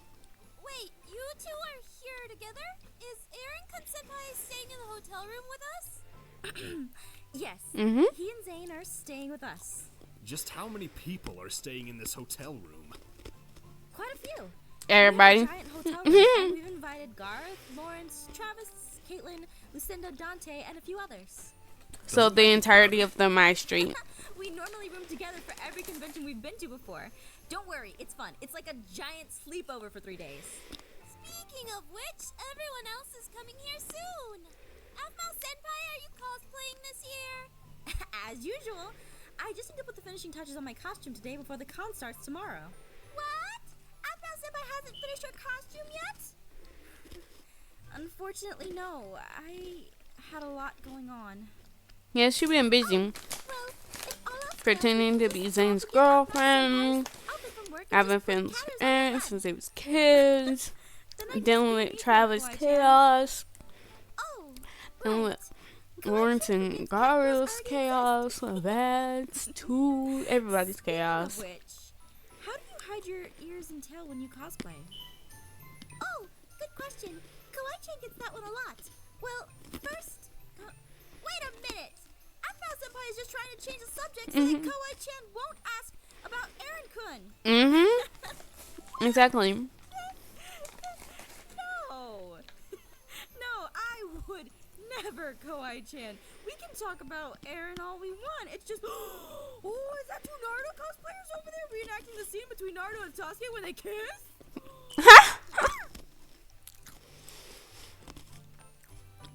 Why Jessica, not? I'm dead. APHMAU Senpai, get back here! Kawaii-chan, please. We've talked about this whole shipping thing before. All right?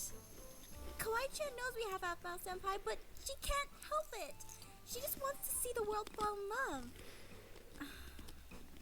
I know you mean well, Kawaii-chan, but I just want to date Aaron without any pressure being put on us. Is that really too much to ask? I guess it is. APHMAU Senpai said she wants to date Aaron-kun? No, I just said that I want to hang out with him. APHMAU Senpai didn't say that. She said date. It doesn't matter what I said. Look, Kawaii-chan, I just want to be able to get to know someone without having any pressure on me. I don't mind you shipping me as long as I don't know about it. I mean, can you at least keep all the fangirly stuff to yourself? Right. If I don't know about it, then it don't exist. I'm putting up the crackers because I know it's probably loud as hell Go on. in y'all ears, and I'm so sorry. I just had to eat something.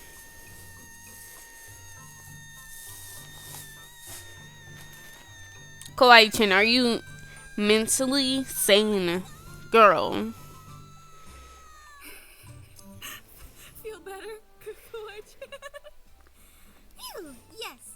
Kawaii-chan won't say Kawaii-chan, I love you, but you need to seek Or hope. anything related to it this weekend.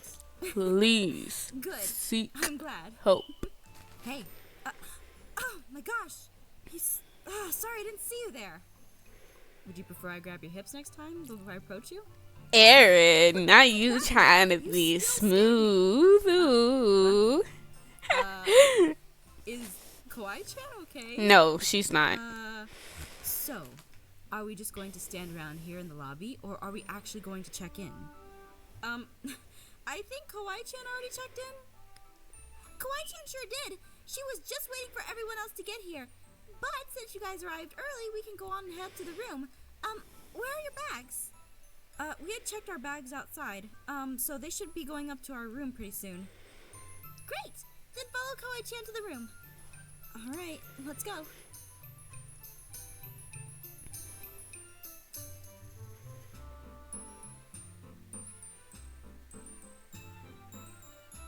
Two rooms. Wow, you weren't lying when you said this room was huge. It is essentially just two rooms, so yeah, it's pretty big. Look, your suitcases are here. Awesome! And F APHMAU and Senpai, Zane don't you have your costume stuff. to finish up?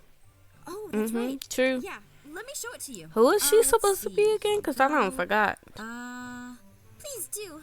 Kawaii-chan would like to help when she can. That's odd. Her stuff ain't there. My costume isn't here. What? Someone stole her stuff. Maybe APHMAU said I Aaron, forgot to pack we it. on this like every episode. No, I Please wear didn't. shirts. We saw her put You her need outfit in the shirts. That's so weird. Kawaii-chan will go check the management right now to see if maybe something happened. This is horrible. What am I going to do? Well, maybe we can make you a new one. Or go to a costume So shop? late minutes. No. Let's just wait to see what Kawaii-chan finds out. Right. She has friends here that work in the hotel, so she's bound to find out what happened. In the meantime, let's not let that get us down and just have fun. That's all we can do at the end of the day. Right. This is so interesting. This is your chance to make a lot of friends, Zane. Like, Right. A lot. Really, like, Be social, finally. be right back. Going to Stop freshen being up. such an introvert. Maybe Kawaii-chan will find my outfit. So, Look Are at you the excited? world out there. it's a new experience. Of course I'm excited. Great! I'm glad. Especially since I get to share it with you. Not him trying to put the moves. Not him trying to be smooth. Like, that's I enjoy crazy. hanging out with you. Even with Zane here? Yes, even with Zane Even with here. Zane here. It's fun. Yeah. You don't think he's a bit of a downer or anything, do you? No, Zane is just I being can see Zane. why people would think that, but I also think you bring out something in him. That's like the cheesiest thing I've ever heard. So true. Just like you bring out something in me. Aaron, what are you doing, sir? Right. Put on the shirt. I'm joking. I know you are, which is what I love about you. APHMAU, Zane. What did I say about googly eyes, Aaron? Zane. You could have went into the other room. You're afraid of those packs of googly eyes you find at art stores, Zane. True. What? I'm not. That's not what I meant. I meant he. He just saying that Aaron is such in love with you that everyone can see it from a mile away. Hey, girl. Hey, girl. Travis, love him. A terrible Lucinda impression, Travis. Nah, I nailed it. Oh my gosh. Sorry it took us a while. Garth picked us up and introduced me to Travis here. APHMAU, it's so good to see you. Are you excited for this year's convention? Yes. We gonna have fun. It's gonna. I lost my costume somehow. Yeah, true. What? How? Long story, but it got taken out or something after going through check-in in the hotel. Yeah. That's horrible. Do you not have another outfit? No. No. Well now, this isn't so bad. Cheer up. Lucinda has all the answers after all. You do? I made my costume with my spells. I can certainly make you one too. Come on, let's put on a little fashion show now, shall we? All right, come on in.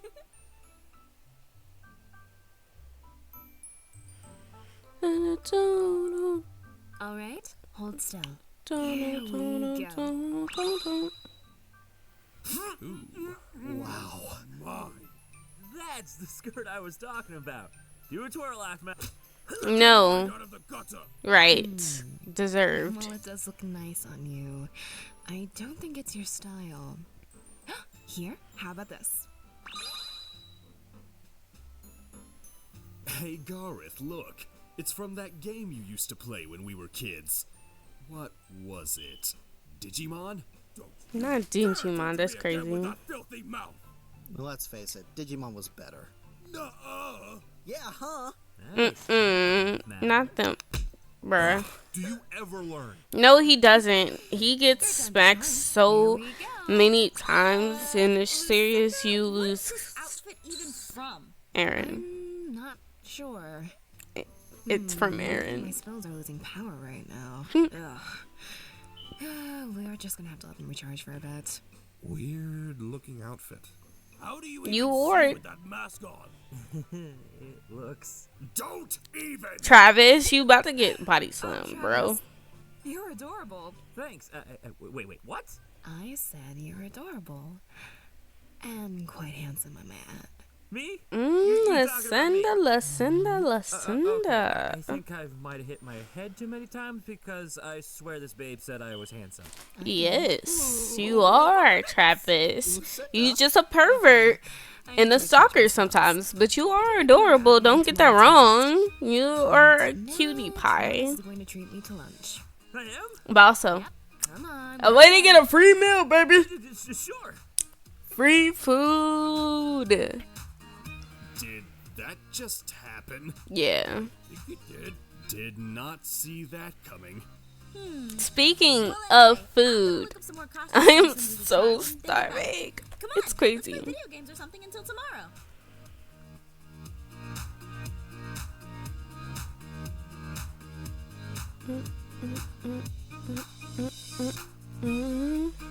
Dun dun dun dun dun dun dun dun dun dun dun dun.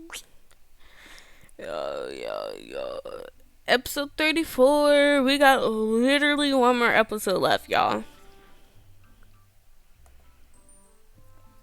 I am burning off my legs right now. Bruh, I need to save up my money so I can get a desk. This is burning shit out of me. You act like this is the first convention we've ever been to. Dante! We don't get that much Dante content. For real. No. But Caitlin, Summer, you've entered it with me once before. I didn't know Pata Pata was dancing back then. I just met you. Oh, come on, Caitlin. It'll be fun. I'm entering it with Kalai-chan. You are? Yep, I love synchronized dancing. Nicole looks adorable when she dances. Oh, look at that baby boy Dante, simping. Hey, big purr. Lucinda, you dropped your staff. Let me get that for you. Why, thank you, Travis. Why is that so fitting for Travis, bro? I can hear you from over there, Nicole. Oh No, my I'm god. dating. How am I just now noticing this reference? This is so on par with Travis' character. Like, of course, he gotta be the perfect age.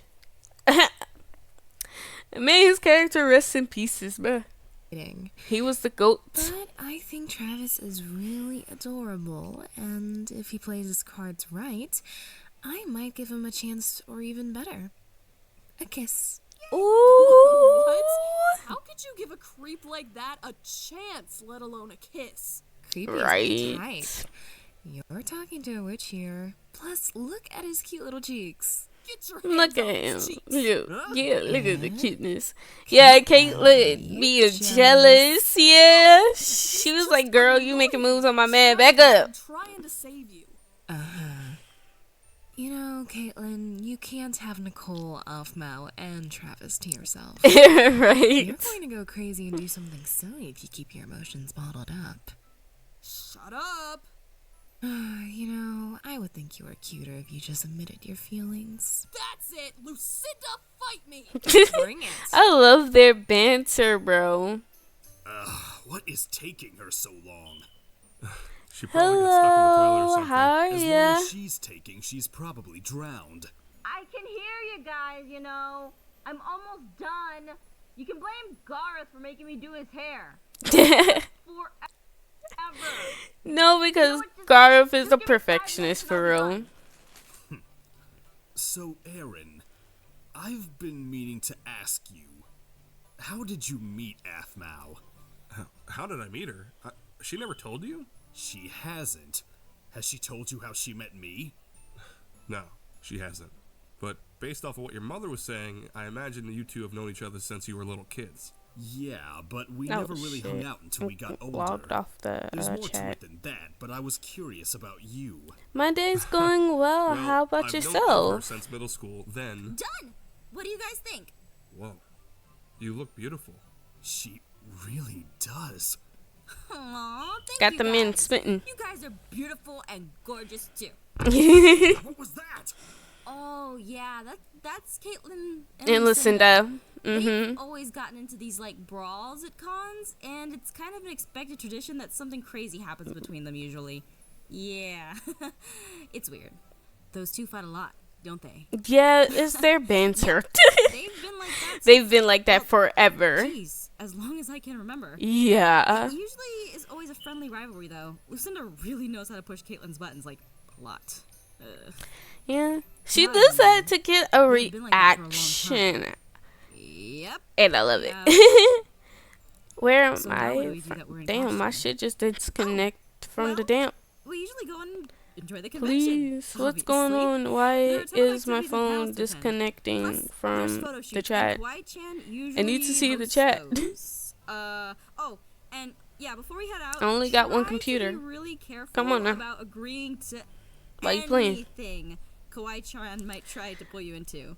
She always tries to get the group to participate in a dance contest, even though we haven't rehearsed anything. But Doing those with yeah, her, I'm but she's from terrible the at coordinating U.S. people, and, but Shout there's out this DDR US. contest going down that I'd love to participate in if you guys want to. Sounds scary. I've I wouldn't been mind. streaming for 2 hours for today, but in total for a couple of months now, since November of last year. Right. Hey, I still try. Oh my god, what was that, bro? What? When it comes to dancing. Would you Aaron, doing that sit maybe in down, public? please. You've been Don't practicing swear. and all, but I know you're shy. Gotta love Sounds Aaron like it'd though. be embarrassing to fall flat on your face in front of a bunch of people. Af would catch me. Mashed potato me into a pile of French fries. Right. You fall, I'm letting you fall. This is a contest. There are no feelings in the heat of battle. Perfect style of competition. Heartless. I love Zane and Aaron's banter. Like, it gets me every time. That's Everyone already went to the convention hall. What? Really? Yeah. Yeah, and I were about to finish our fight when Travis try to grabbed her and ran stream off. like at least twice a week, about if not Garth and Lawrence? once, just depending on Don't like tell me their Pokemon tournament started how then. busy As I usual. am. It's only for a few hours though, so they should be meeting us at lunch. Yeah, but why does Lawrence even attend those things? He doesn't even like Pokemon.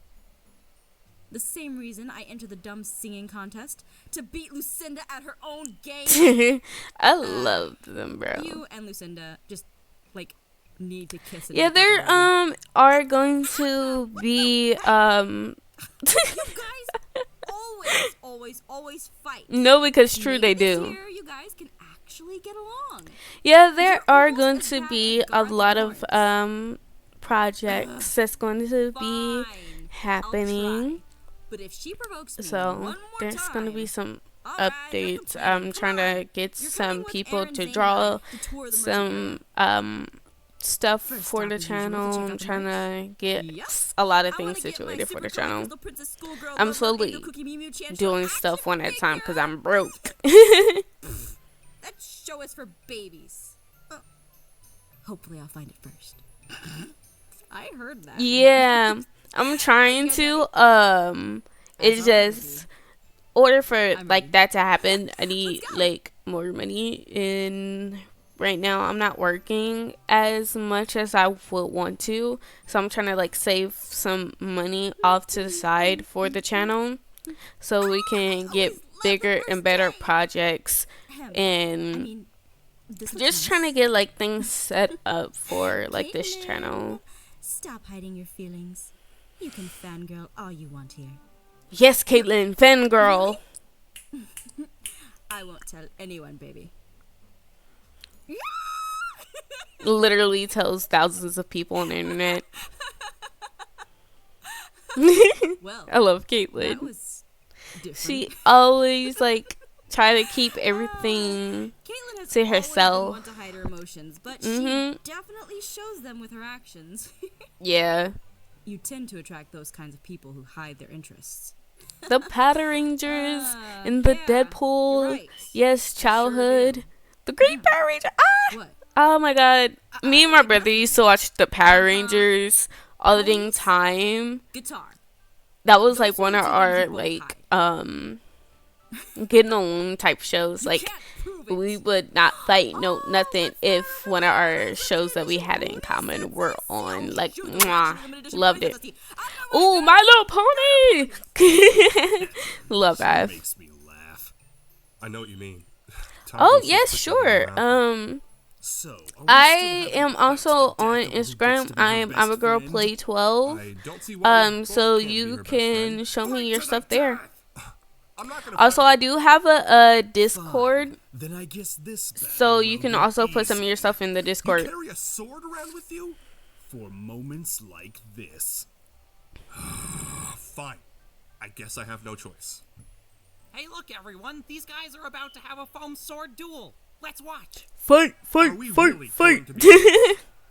Scared now that there's a crowd watching? I am kind of scared. Scared that you Love won't it. dodge this. Ha! Nice sneak attack. However, even though I only have one eye, I'm able to... Just kill him while he's monologuing. God, when this happens, you have a perfect shot at killing him. Hey, shut up! I'm trying to watch the fight here. It's getting epic. You guys are really getting into this fight. Oh my god. I have come to join in this battle. This doesn't concern you, Travis. This isn't a... And the witch Lucinda joins in. You'll increase my power level, Lucinda, if you kiss me. All right. Yeah, Travis, get the kiss you want. Woo. Really good. This is just like my Japanese anime where the plot makes no sense whatsoever. I love Jessica. I'm about to kiss Travis. What? No, you're not.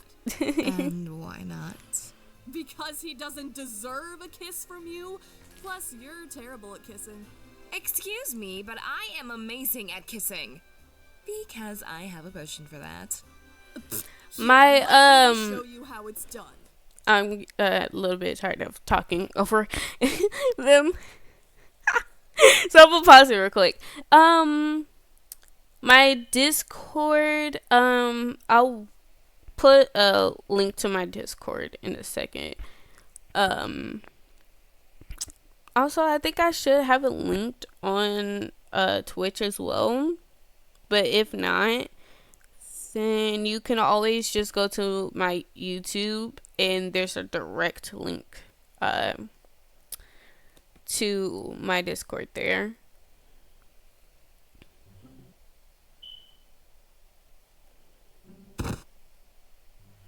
There! See? He's dead because I'm so good. You really are cute when you lose your cool, Caitlin. I knew I could pull those emotions out of you. Lucinda wins. What? Darn it! My Irene. Caitlin. My love. Travis and his dramatics. I guess this means we're dating now? No, Travis. No, it doesn't. It just means I need to go into a deep meditation state and hope I forget about you.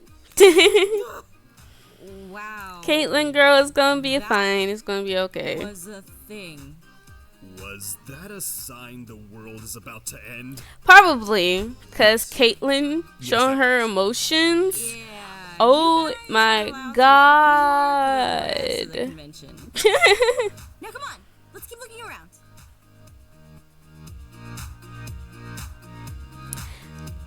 Let's go to the final episode because like I am starving. Like if we don't have any more like recommendations, I'm going to end the stream after this episode because I'm hungry. I need to cook. So, final episode, y'all. Final episode.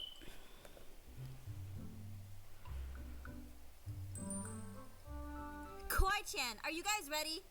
APHMAU-senpai, are you ready to go?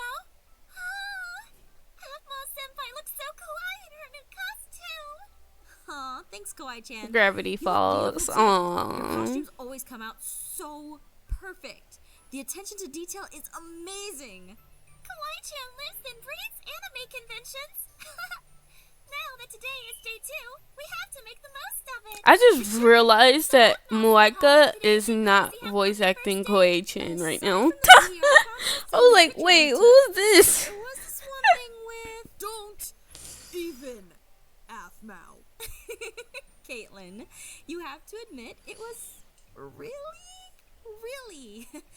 unexpected of you. I just got caught up in the moment. That's Yeah, you kiss all. Travis. You kiss Travis. It's okay if you like Travis. Uh-huh. Get your meds. Get your meds. But I mean, like, a friend.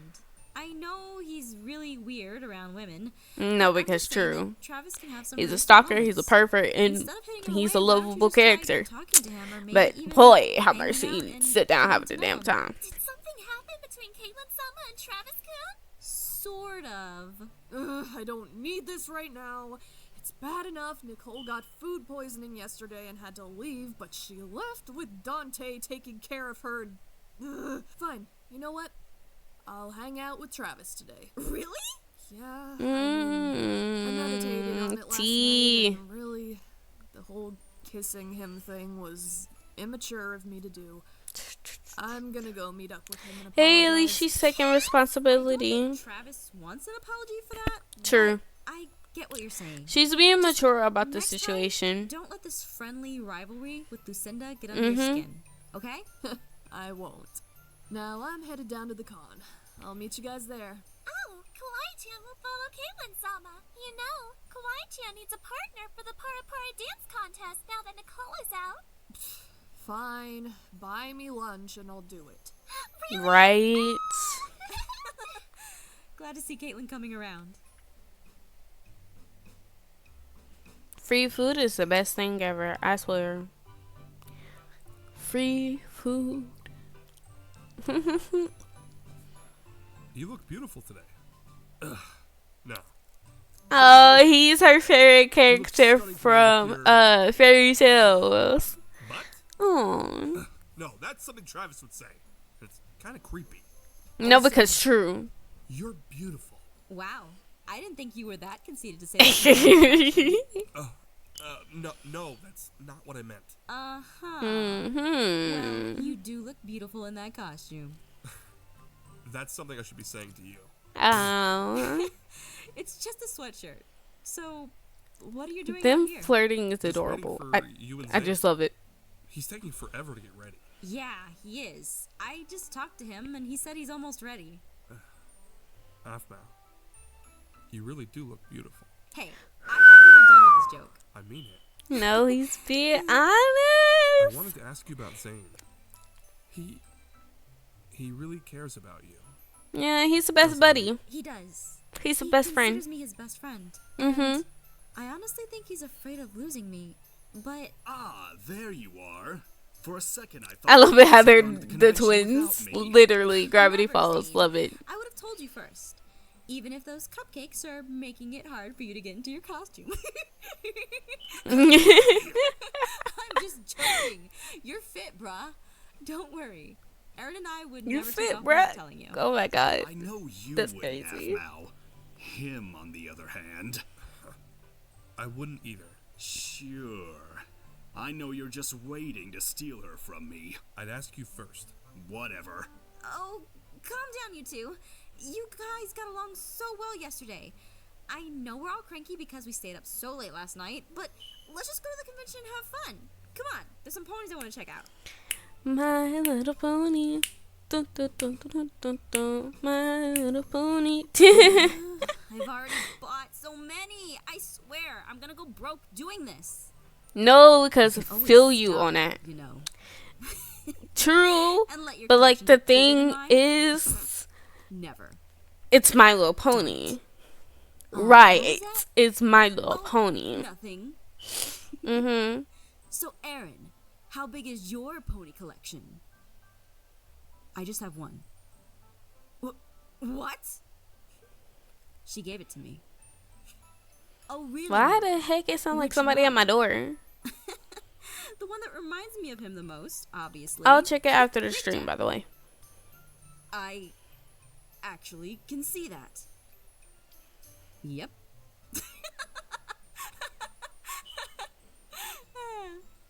Hmm? Is that a limited edition pinky cake? Pinky cake. Zane. Pinkie pie. I love Hey. it. APHMAU? Yeah? I wouldn't mind getting one for you. A pony.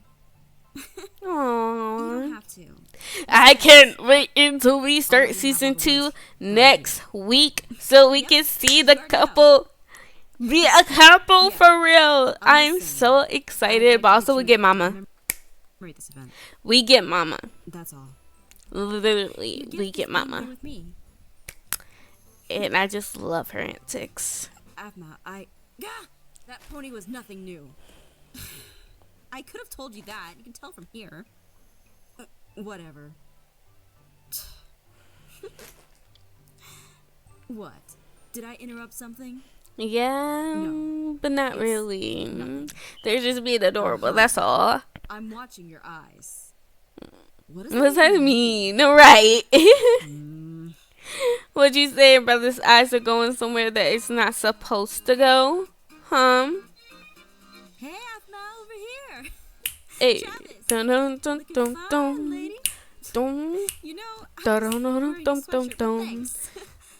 I'm talking about those legs. I baby. know his outfit is from Attack on Titan, but who is he supposed to be? Levi or something? You really are something, you know. But my eyes are up here. Anyway, maybe Travis you should and really his not darn go around girls how you're antics. trying to get with Little pervert. I mean, I know you're Travis, and that's probably never going to really change. But I mean, come on. What do you get out of this? Play along. I'm trying to make Caitlin jealous. Oh, you don't need to do that, honey. What? You know she's not gonna be jealous of me. I will. I'll right? Plus, check it she's after the busy stream. The stream is dancing about up to end. You know, right? Isn't she cute? Hey, Travis, maybe you should try a different approach when it comes to Caitlin. Right. Like what? Caitlyn is so protective of her heart. You being gotta gentle? be nice, sweet, a gentleman, and not on the normal stuff that you are on all the damn time. Be it you. Love you, don't change. Don't get that wrong. Like, don't change Travis. Do not Are you trying to say you're jealous? change She's been at hitting on all. me? Travis! Travis has still got it. Travis gone somewhere. But no, seriously, are you jelly? He's one of my favorite characters in the entire MyStreet series. Oh my god. To do. I still am, right? Yes, Travis, you're still my friend. Yes. I'm sorry we don't talk as Not often, alone but I know you're buddies. busy with Gotta work love and them. our ladies. Which, by the way, I'm disappointed you haven't found anyone yet. I'm trying. Maybe change the game strategy. Too, but Caitlin. Oh my god, Travis. Both of them? No, he's not. I'm just saying, her lips look nice. I got two beautiful women to choose from. Travis, please go on somewhere. I swear, Travis, if you hurt either of them, I'll Right. I will be right with you, Af. I'm gonna be right with you. I know I'm a hottie, and you do have a nice butt. Oh my god, Travis. You about to get smacks. Hey, Aaron. Right, Aaron gonna do it. I was just teasing about the butt thing. It's not like I ever look. Because, damn, I mean, I don't. Travis, you're not saving yourself. Run. I'm just joking. Run, Travis. APHMAU, may I talk to you alone? One second. Let me deal with Travis. He's just. You should go, APHMAU. I'll take care of Travis. Yes, Zane. Okay. If I could go through my screen, I would be right with you. Love Travis, though. Don't get me wrong. But season 1, Travis, bruh. He's around Dante too much. He's around Dante too much. The confession. These are my confessions. Man, I don't know what the Okay, I need to stop. I'm being too much cringe. We've been friends for a long time. When I'm around you, I can see myself enjoying a movie with you, or reading a book, or just anything. In those moments, It's just us. Mm-hmm. It doesn't matter. I just love being with you. Yeah. You can't be serious right now. I am. Mm-hmm. I love you. Yes! Will you be my girlfriend? Yes. The answer is yes. She will. Talked about this. Yes. She What everyone will. else would think. Who cares? And then Zane. F them all. Don't worry about me. F them all. Aaron and I talked about this. Uh-huh.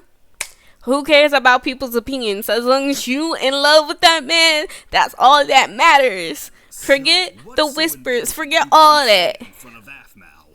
I need to ask you a question. That's your I need man's. you to answer honestly. Go on. Are you in love with APHMAU? No. What? Are you in No, love that's with her? just the buddy. That's just the homie. That's just the homegirl right there. No. Why is it any of your business? Give me one good reason why you feel the need to ask me such an inappropriate question. I want to ask her to be my girlfriend. Yes. I thought you two already talked about holding off. Because everyone else wouldn't leave you alone. True. Because people don't know how to mind their damn business. Like, bruh, go on somewhere. When I saw Mind your with your business. mother, I thought I'd lost her to you. It hurt. No, It baby, was hard for me to watch.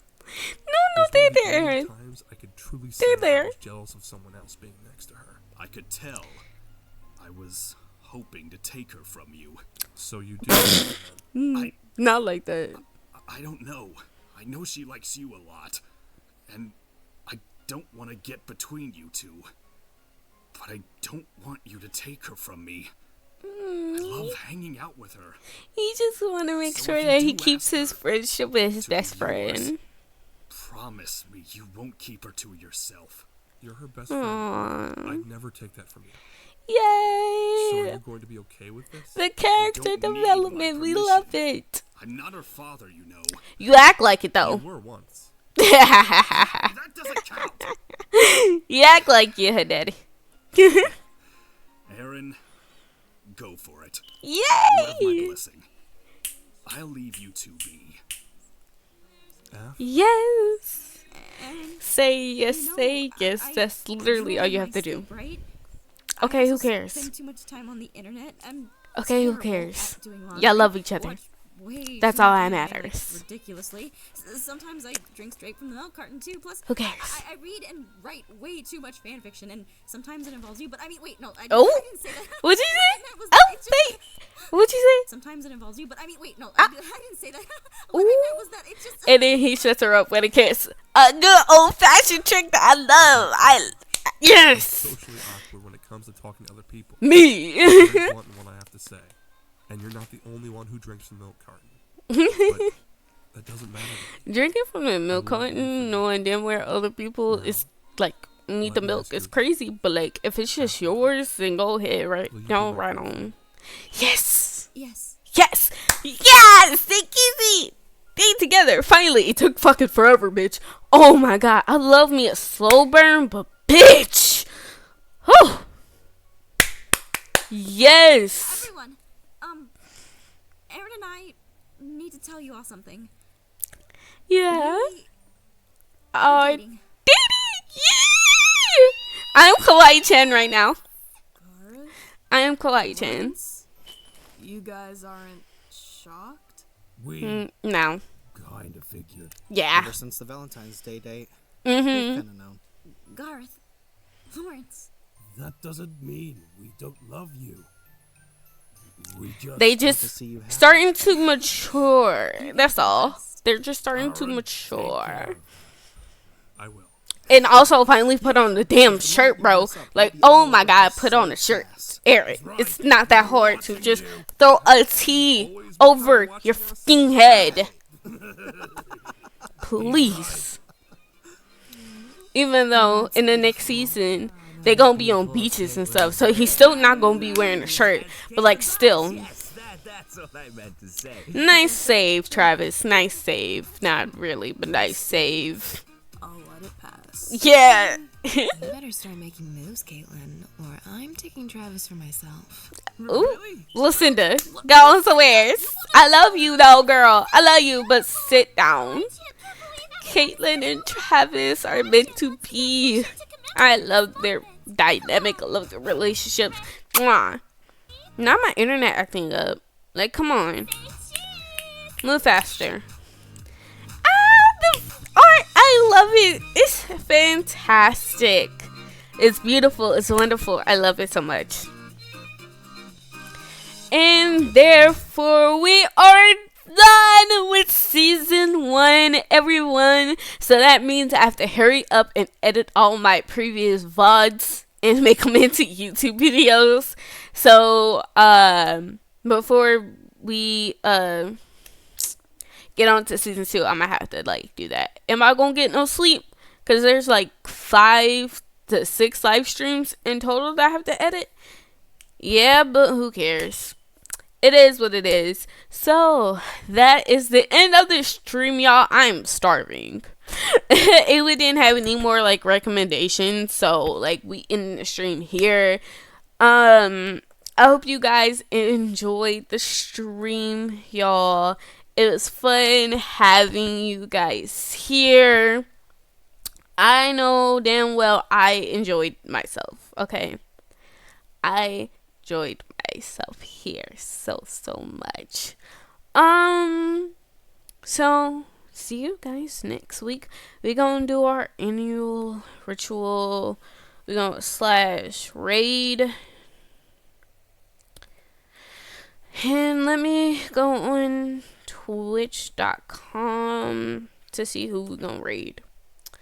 Anyone that I know in IRL live right now, or is my favorite streamers live, or are we just gonna randomly raid someone? I'm muting this, muting, please, no, mute. Is it muted? Please. Okay.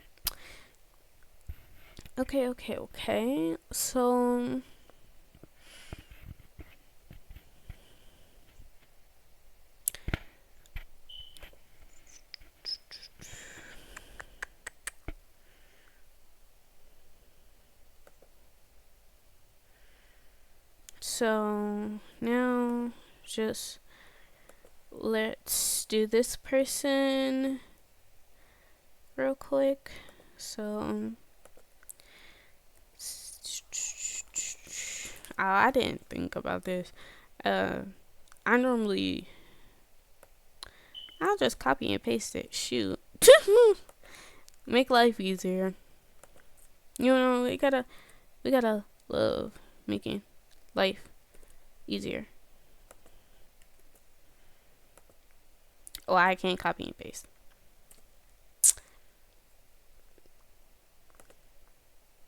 Come on. Copy and paste.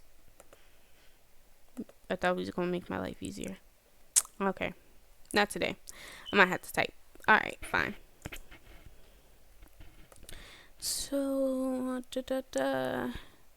I guess after this stream, I'm gonna do what I need to do. That's the only reason why I decided to stream earlier than usual, because I needed to do something after the stream, and then after I'm done with that, we are going to edit these videos. So so it's what I have on here. Okay, so ID.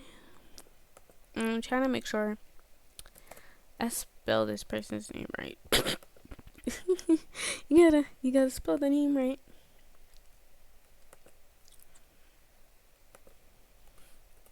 In order to read them. So bear with me. Okay.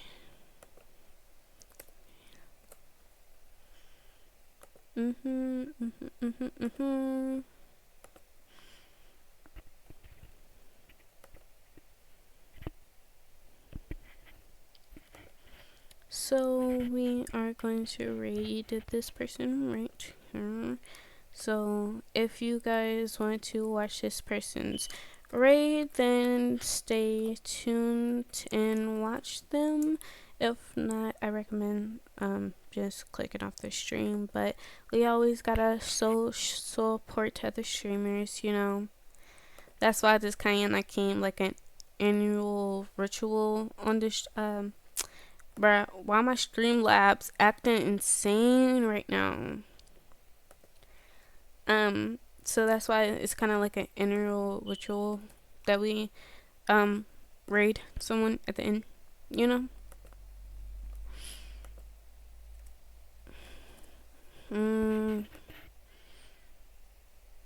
But this is taking me a long time to do because of the fact that I'm just trying to make sure I'm spelling people's names correct. That's all.